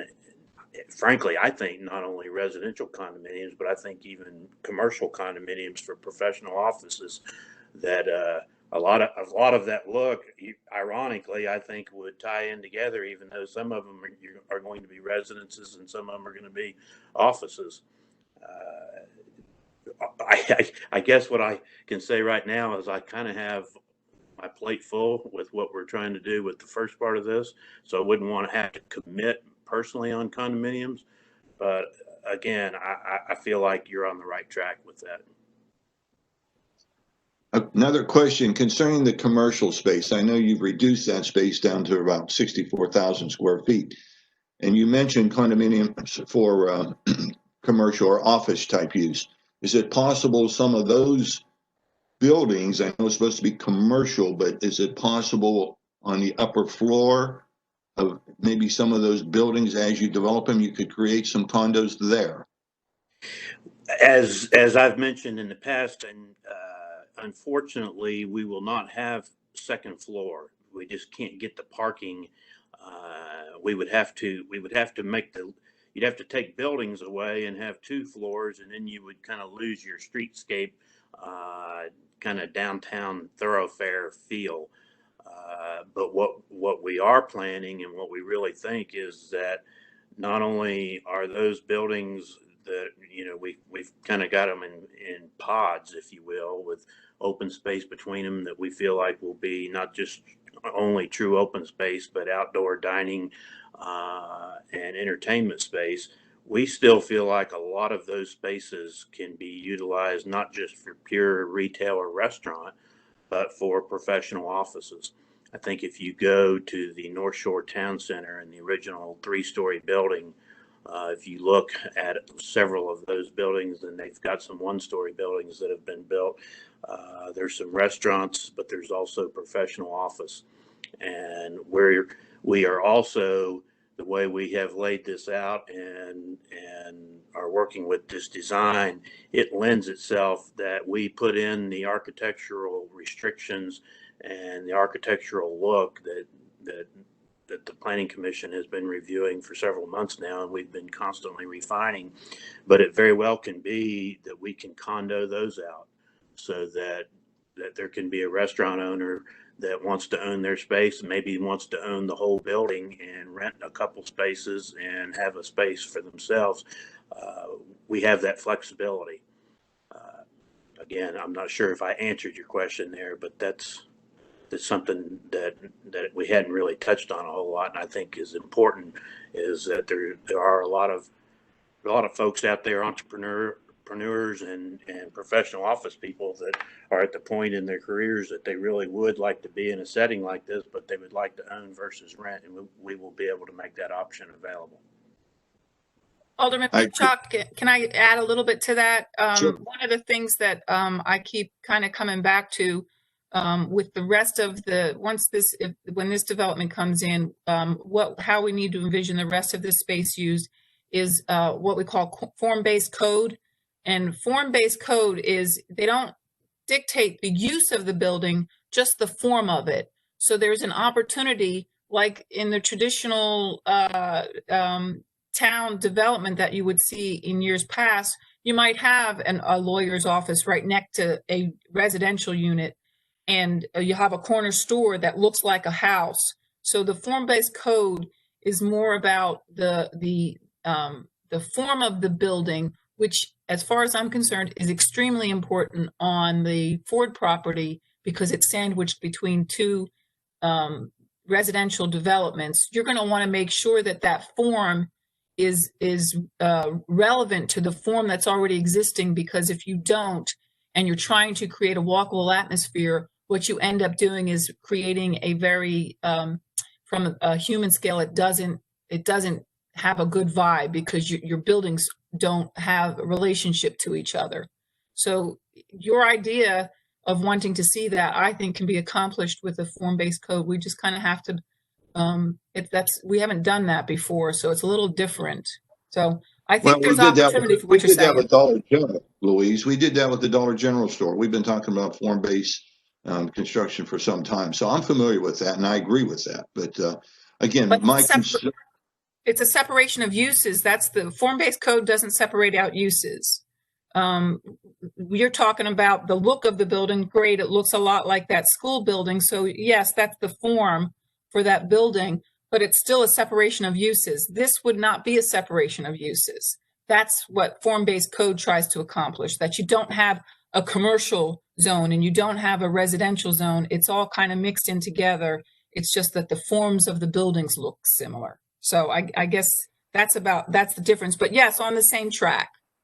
Yeah, I got it. I understand. Again, my biggest issue with this whole thing is just the number of apartments, and I was hoping there was some way that this had not gone along too far where we could convert some of those apartments to condos now. I just keep hearing that. I don't want to beat a dead horse, but the fact that we're not going vertical with the mixed-use town center and having those condos or townhomes or whatever, lofts or whatever above the retail and commercial, that really changes this whole thing. but I love what he's done. I think what Bud and Don have done, I'm really pleased with all that. It just comes down to the number of apartments. I just think that's an awfully high number at this point. But I just wanted to voice my concerns since I know this is going to the Planning Commission again, and I'm not on the Planning Commission, and I just want to be heard. So thank you. Thank you. Good afternoon. This is Alderman Meyer, and this is my first staff development meeting, and I'm excited to listen to all of the information. A couple questions and a comment. My first comment is I echo Alderman Pinchuk's comments that for me, I was really looking for more vertical for downtown, and so would like to kind of explore that option in the future. Number two, is there a downtown that we're trying to mimic somewhere in the country that I could kind of go look at and begin educating myself on? Is there any place that y'all are familiar with that would be similar to what we're trying to develop here? That's a good question.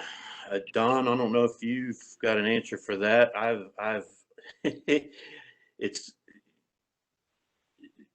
been through the towns that I feel like we're trying to mimic, but to be able to pull one off the top of my head and say, go to this particular town or that particular town, I've drawn a blank. That I apologize. I wasn't expecting that question, but the thought.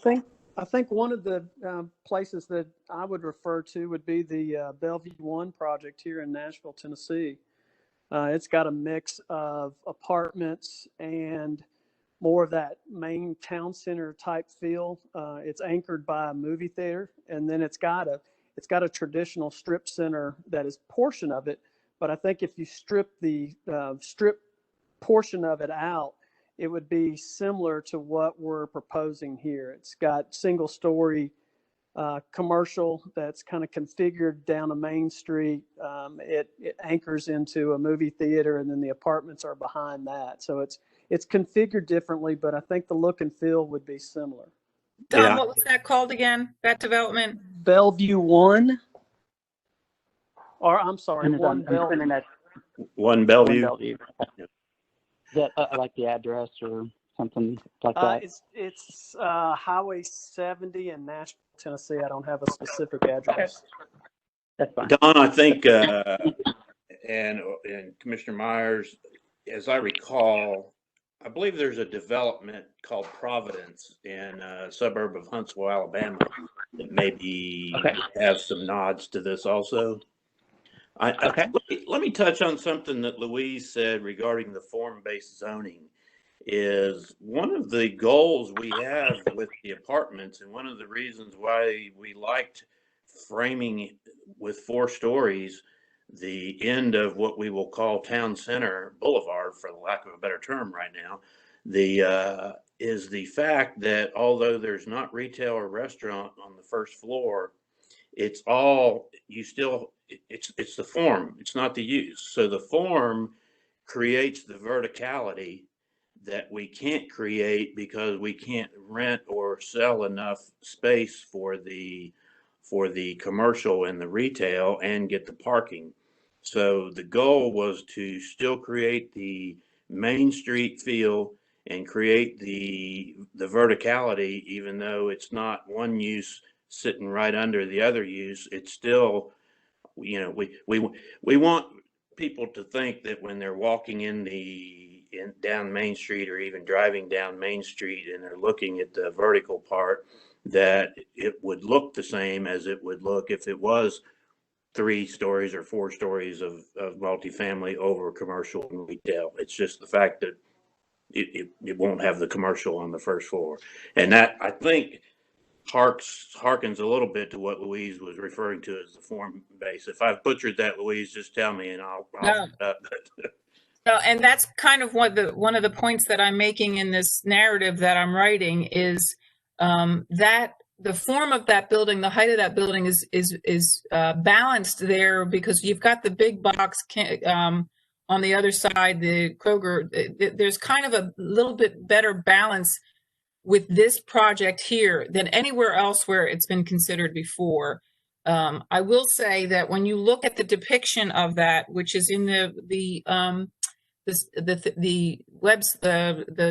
link that you sent me, that Don sent me, there's a picture of the representation of the that town center square, and it is on one side is the apartment building, which is 4 stories high. On the other side are the storefronts, and what that creates is basically a wall on either side to define that space. And having those situated the way they are, it makes it feel like a room. And the beauty of that is that it creates that desire for that community gathering space, that if that building weren't there, or if it were 2 stories, it wouldn't evoke the same definition. So and the other point I want to make is, I know everybody's talking about vertical. Vertical only works when you have a parking garage. Otherwise, all you have is vertical buildings and a sea of parking around it. With this going horizontal, they were able to kind of put parking here and there, but the focus is on pedestrian. And when you get to the residential aspect of it, they've centered most of the parking inside the building. So from a visitor's aspect, from their walking around, they're not seeing a sea of parking lot. And that's the problem. When you start going vertical, then you've got to put a lot of the parking right close to it. So by going horizontal, we get a little bit more, and in the suburbs, you're going to have to accommodate for parking, because we're not going to give up our cars, and we still want to drive them and park wherever we want. So this horizontal integration is a really good solution to still having an integrated project, but it spreads it out enough that you can accommodate the parking and it doesn't become these massive lots that we see everywhere else. So yes, the form is important. And then Alderman Meyer, another question. So I guess a parking garage is too expensive to build, or it's not something that we want, I guess. Where did the idea come from that we didn't want a parking garage? I don't think it's necessarily that it just was undesirable to have a parking garage, at least from our standpoint. It's just economically unfeasible. I see. Okay. Thank you. I think, I could make an argument that still in the Knoxville area, it's kind of interesting to watch how customers still treat parking garages. We developed the University Commons, and I believe from a retail standpoint, it was the first project in town with parking garage. And it's just been interesting I've gone down there on a 95-degree day and watched people jockeying for space and trying to figure out how to parallel park right on the street. And the car gets hotter even on rainy days. Instead of pulling right in the parking garage and having a nice pull-in space, the car stays cool. It's just, old habits are hard to break, and that there still is a little bit of that feeling in Knoxville. But just to be totally honest, that's not what was driving it from our standpoint. It's just the economics. Gotcha. Okay. Thank you. This is Alderman Pinchot again, but I'm still kicking this number of apartments around in my head. And I guess for 6 years I've been on the board of mayor and aldermen, anytime anybody's brought up the idea of building apartments, it seemed like the magic number was 210, 220. We have to have at least 200, 210, 220 to make the project work. And I guess that's what I keep going back to. Now, things may have changed, and you can set me clear on that, but my thought was you've got 7 buildings, and if we could convert one of those buildings that has parking already assigned to it to condos, and that would still give you 220 or 240 apartments. Why do we have to go close to 300 why couldn't one of those buildings be converted to condos? I will do this. I will certainly speak with my residential partner who is handling more of the details and knows the market dynamics on that end of it better than I will, or I do. Certainly be willing to talk to them. Typically 220 I've heard is kind of a minimum. 250 to 275 from economies of scale works better. I think the two reasons for this particular is the amount of property, the cost of the property, and the market study showing that there was a need for that many. And I think those three things playing into it. I don't necessarily think, as I said earlier, that we would be opposed to attracting a condominium developer to add that to our component. I think we're asking though that would be in addition to the 290, 285, whatever the number ends up being. I think if we had built this out, if this whole area was able to have been built out with parking garages and vertical mixed use development, the number of multifamilies under that kind of a build out would have been way higher than what we will end up with here. And I still think there, to create the density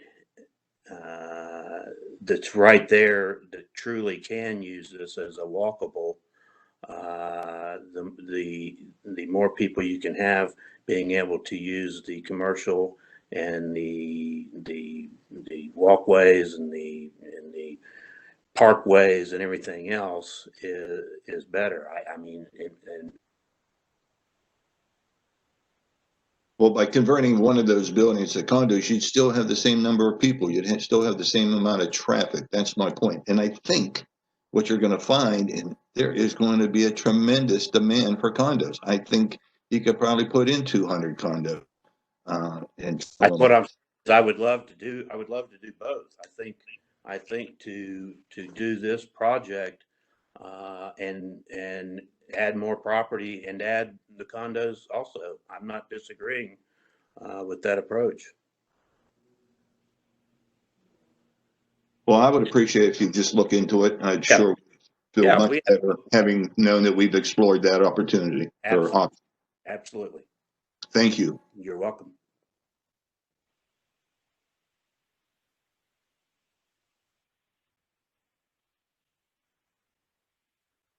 Does anybody else have anything for Bud or Don?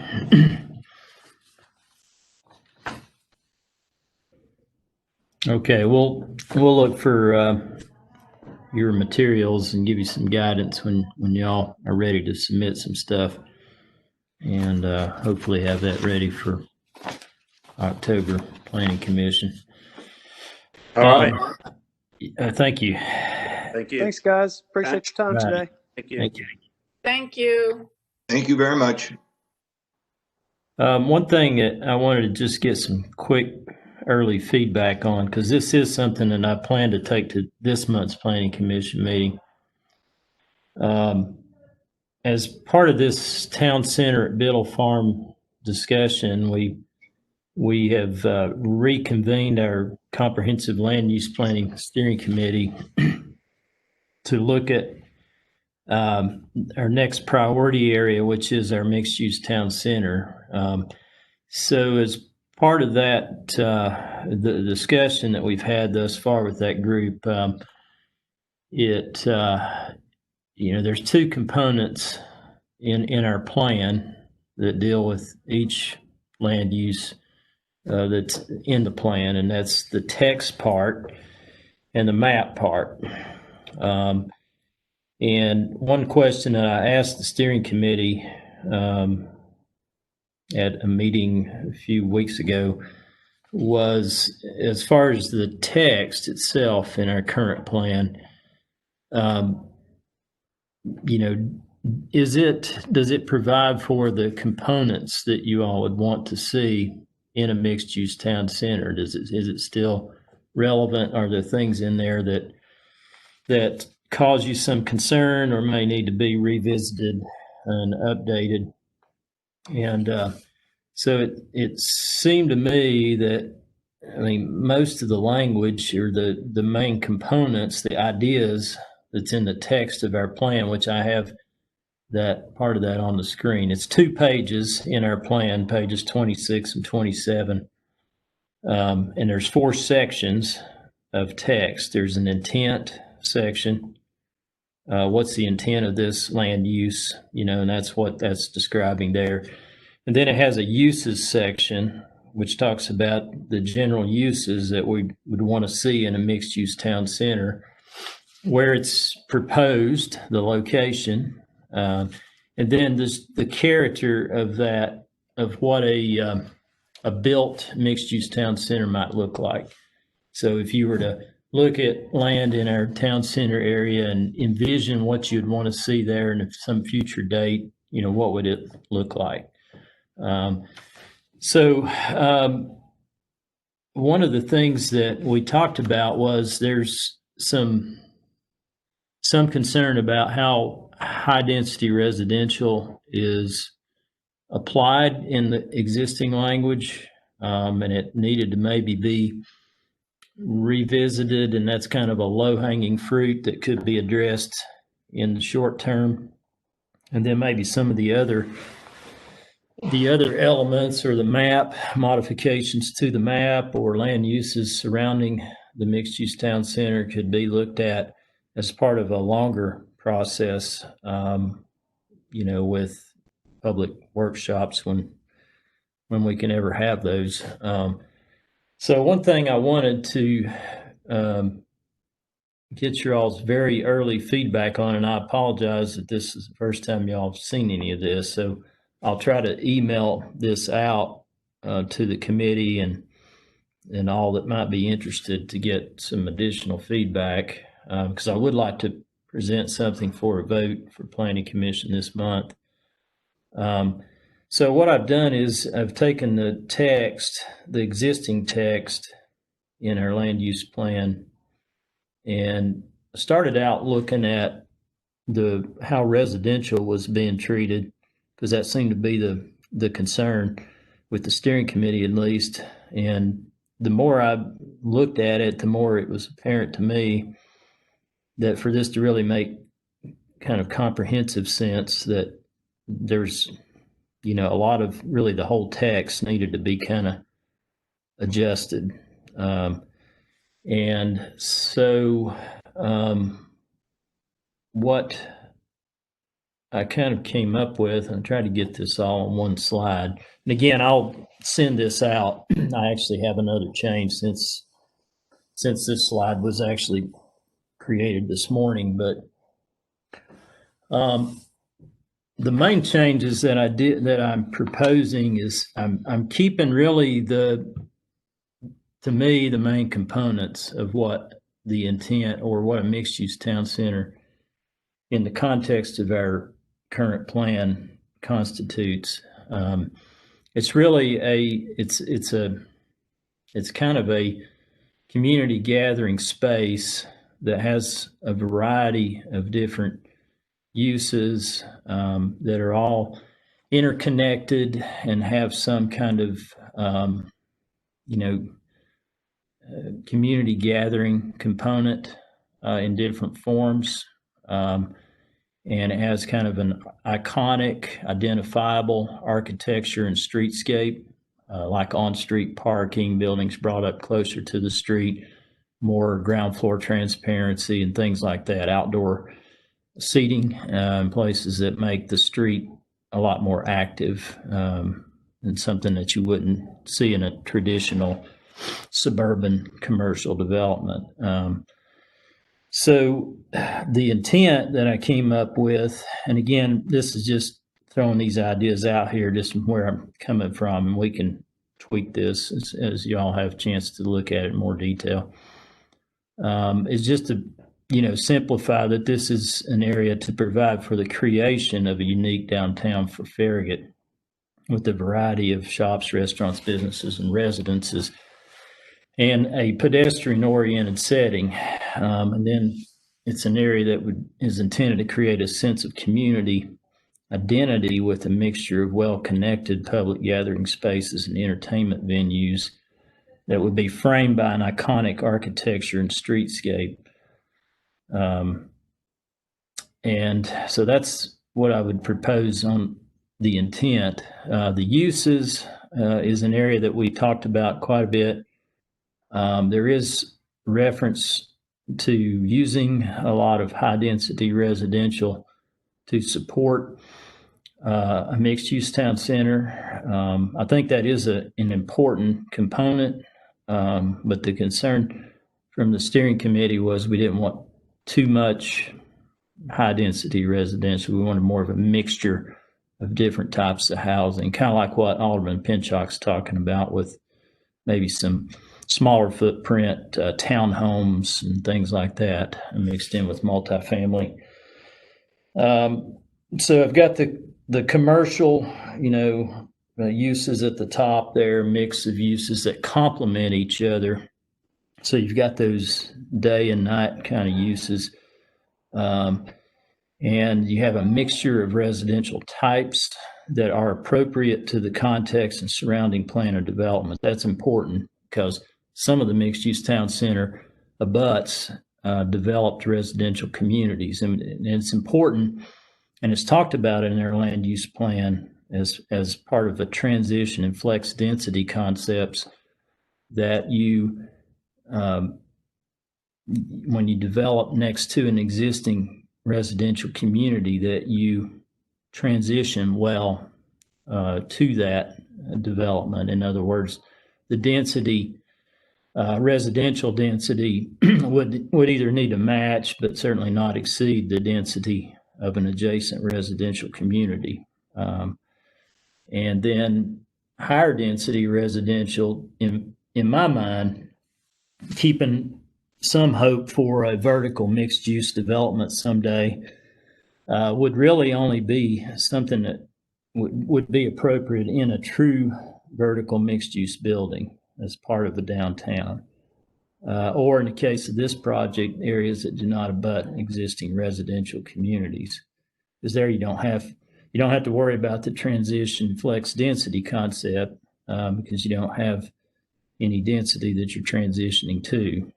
The location is still the same as what is in the current plan. 1 mile radius is actually pretty far away from the intersection. But if you go much lower than that, you don't really encompass all of the area that's currently shown in purple. So I just kept that in there for now. And then the character, I think the character is really kind of the key. It's, this is a kind of a non-vehicular space. I mean, you get there in a car, but once you're there, the intent is you have a space where you can walk to everything or bicycle, and then it's connected internally and externally. That space has a lot of lively outdoor venues, individual storefronts have a lot of outdoor seating. There's gathering spaces throughout the project. Then there's more formalized, larger gathering spaces for maybe larger community events like the Great Lawn that they have in this project. And then the form, it's important that something that it's kind of talked about in form-based codes is you have a build-to line. In other words, the building has to be relatively close to the street. It has instead of a setback that you have to be away from the street, there's a setback that you need to be within the street. So it's kind of the opposite approach of traditional building layout. So things like that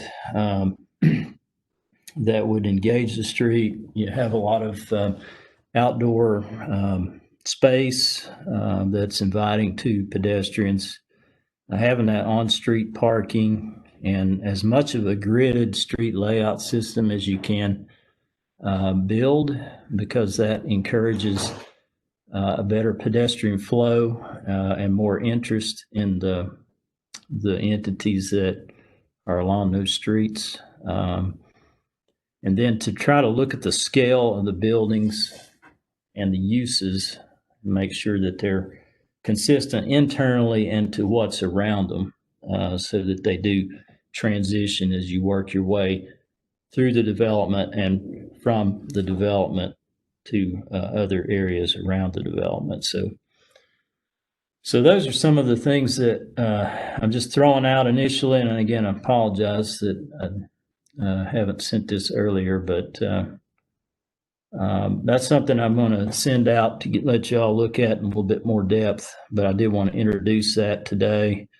and just let you know kind of the direction I'm heading in as far as recommending some text modifications to our mixed-use town center. I think a bigger question is going to be the mapping of the town center. What kind of adjacent land uses do we want to see?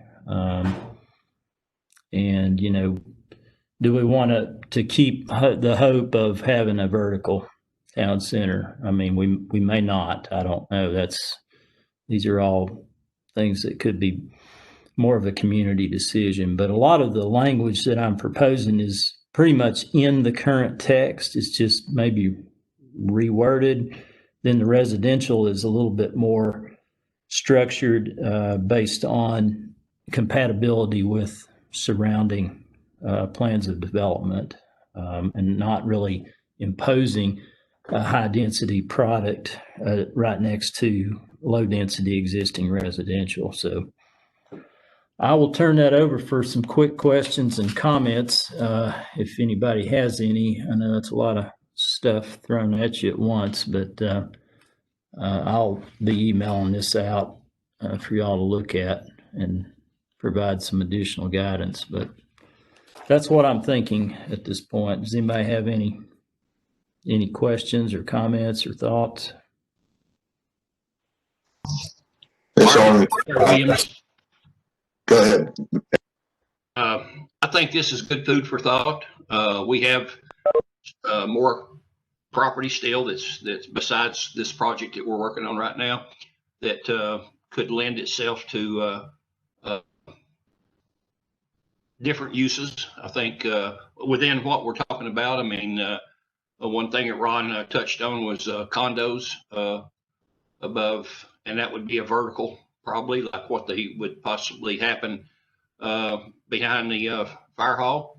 It's not surrounded by any residential whatsoever, kind of like what this particular project is. So we wouldn't have a concern with that there. And I think the property owner at one time was talking about a garage type of thing there, which would be lend itself to that type of a development. So I think that's could happen there. We don't know.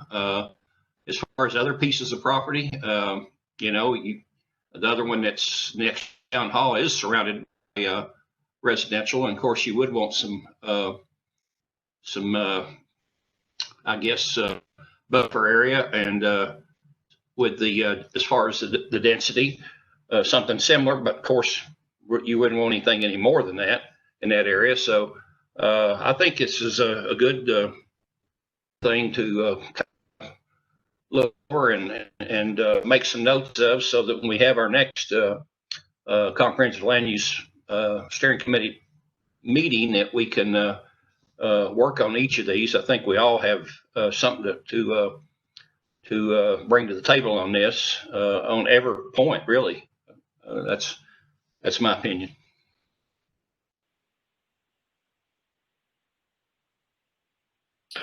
Marcus, John Green. Can you hear me? Yes, sir. Go ahead. Yep. We spoke of two objectives here with this revision. One was a near-term objective of addressing the density issue. And then we thought that eventually we'd have to go through and may perhaps have a couple of meetings, maybe even a public meeting. Is this information that you've presented to us here, is this to satisfy the short-term issue of clarifying the residential densities? Well, I'll let you look it over, and what I'll be sending you is existing and then proposed in the same Word document, so you can kind of look it over. That was my intent. It seemed to me that I could go in and just kind of tweak the residential, and that I guess would work, but it might make more sense if some of the other language was adjusted to make that, I guess, more comprehensive and seem, consistent with the other provisions in the text of the mixed-use town center. It just, like I said, the concepts of what's in the current text are mostly still the same. And we could retain most of the existing language if you want. That's certainly fine. But I did, especially under the uses, address the residential concern, I believe. Now, I did leave it open there, I guess, on higher density residential. If somebody wanted to, put this in a vertical mixed use building that's part of the downtown, or in areas that do not abut existing residential communities. So I'm just kind of clarifying where, instead of it being more general like it is right now in the plan, clarifying really where higher density residential would be more desired or more appropriate, as a component of the town center. I think having higher density residential is very important to any kind of town center project, because it gives, a lot more, people that are within walking distance to support the uses in the town center, and the liveliness of the town center, just more bodies that are in a convenient distance to those gathering spaces. So I think it is very important, but I wanted to bring in the transition and flex density concepts and in relation to residential, because they're talked about in other parts of the plan. So I'm trying to bring the descriptions part of the mixed use town center more in line with some other components and other elements of our land use plan, and I think really make it consistent with the intent of really what the language was supposed to have been in the first place, because our consultants have a lot of language in there that talks about when you are proposing, a density that might be different from the densities around that proposed development, that you transition internally, at least, so that when you get to the border, that the density there that's abutting that existing community is the same and not greater than that community. So just trying to bring in some of those concepts, and to me, it does deal with the residential concern. But then at the same time, just kind of looking at the whole section and making some updates and modifications. I asked the question because I thought through our discussions that we had an obligation to state and provide guidance about more apartments or not more apartments. And I thought we wanted to be able to do that fairly quickly. So I wanted to understand that if we're trying to roll in that objective along with a more general objective of revising the whole plan, it seems like we wanted to do something about communicating our objectives with regard to the density quickly, and the other factors not so quick. So I was wondering if we want to get something done in the next month or so, No, I agree. There was definitely the low hanging fruit items that we talked about that we needed to address immediately, which I think this language clearly does that. Okay, then that's kind of what I'm asking. If this does that, I think it does, Now, but we that's may wanna- something that I want to send to you all and let you all take when you have a chance to actually compare and read through it and make sure. Then just send me some guidance, back on that, and so that I can try to have by the time it comes to you all for a vote in September 17th at the Planning Commission level, at least it would have been looked at and had some feedback on it. I started to just look at residential, but then I really wanted to look at it a little bit more comprehensively because it seemed like some of the language was needed to be updated. That really, to me, the change wasn't inconsistent with what we have right now. It was just seemed to flow better with the rest of the proposed language. But that's something y'all can take a look at. But the goal is this month, September, to address the high density residential issue in the text of the mixed use town center. That's right. That's what I wanted to know. Thank you. Yes. This is Louise. I guess what I'm struggling with is the reality of our world today with land is everybody wants to put apartments anywhere they can put them. And you, Mark, people have come to us and wanting to put apartments in completely inappropriate places. I think my concern is I think we can absorb apartments very well where they are currently proposed. My concern is potentially you could absorb apartments, although I don't think there's any interest. I think you could absorb apartments in the Craig Allen property because there's office and commercial and it's surrounded by the high school. My concern is that we'll see them also crop up on the Ford property in the front. And that would forever,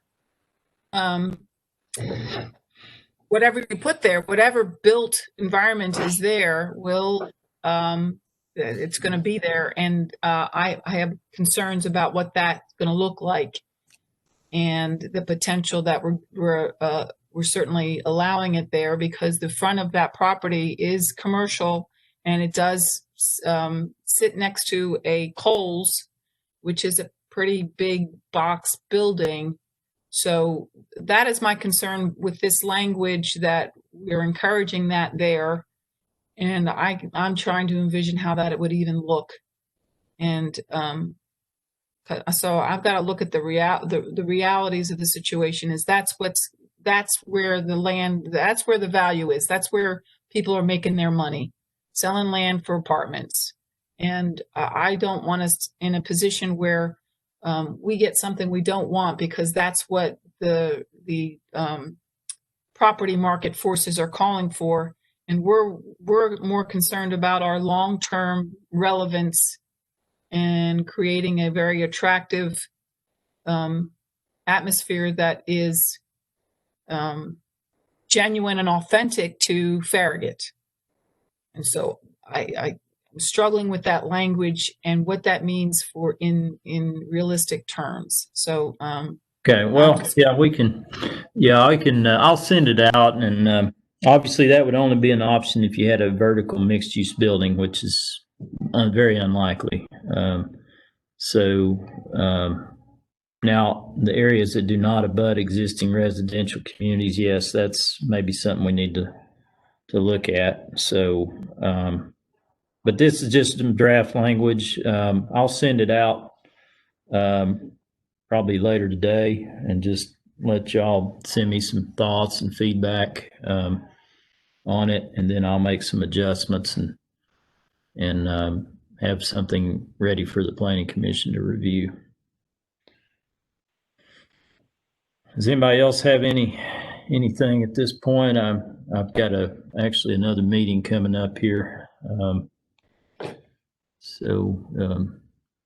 anybody have any last minute comments before we end the meeting for the day?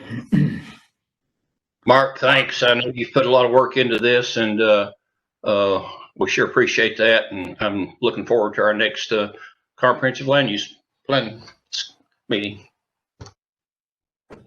Okay, well, thank you all, and I'll send you all Thank you, something Mark. out. And just give me your feedback, and Louise, I'll give you feedback on your Okay. letter here. I've gone through most of it, so. I appreciate that. Thank you. Okay, thank you. Thank All right, you. Bye. that concludes our meeting for the day. Thank you all very much.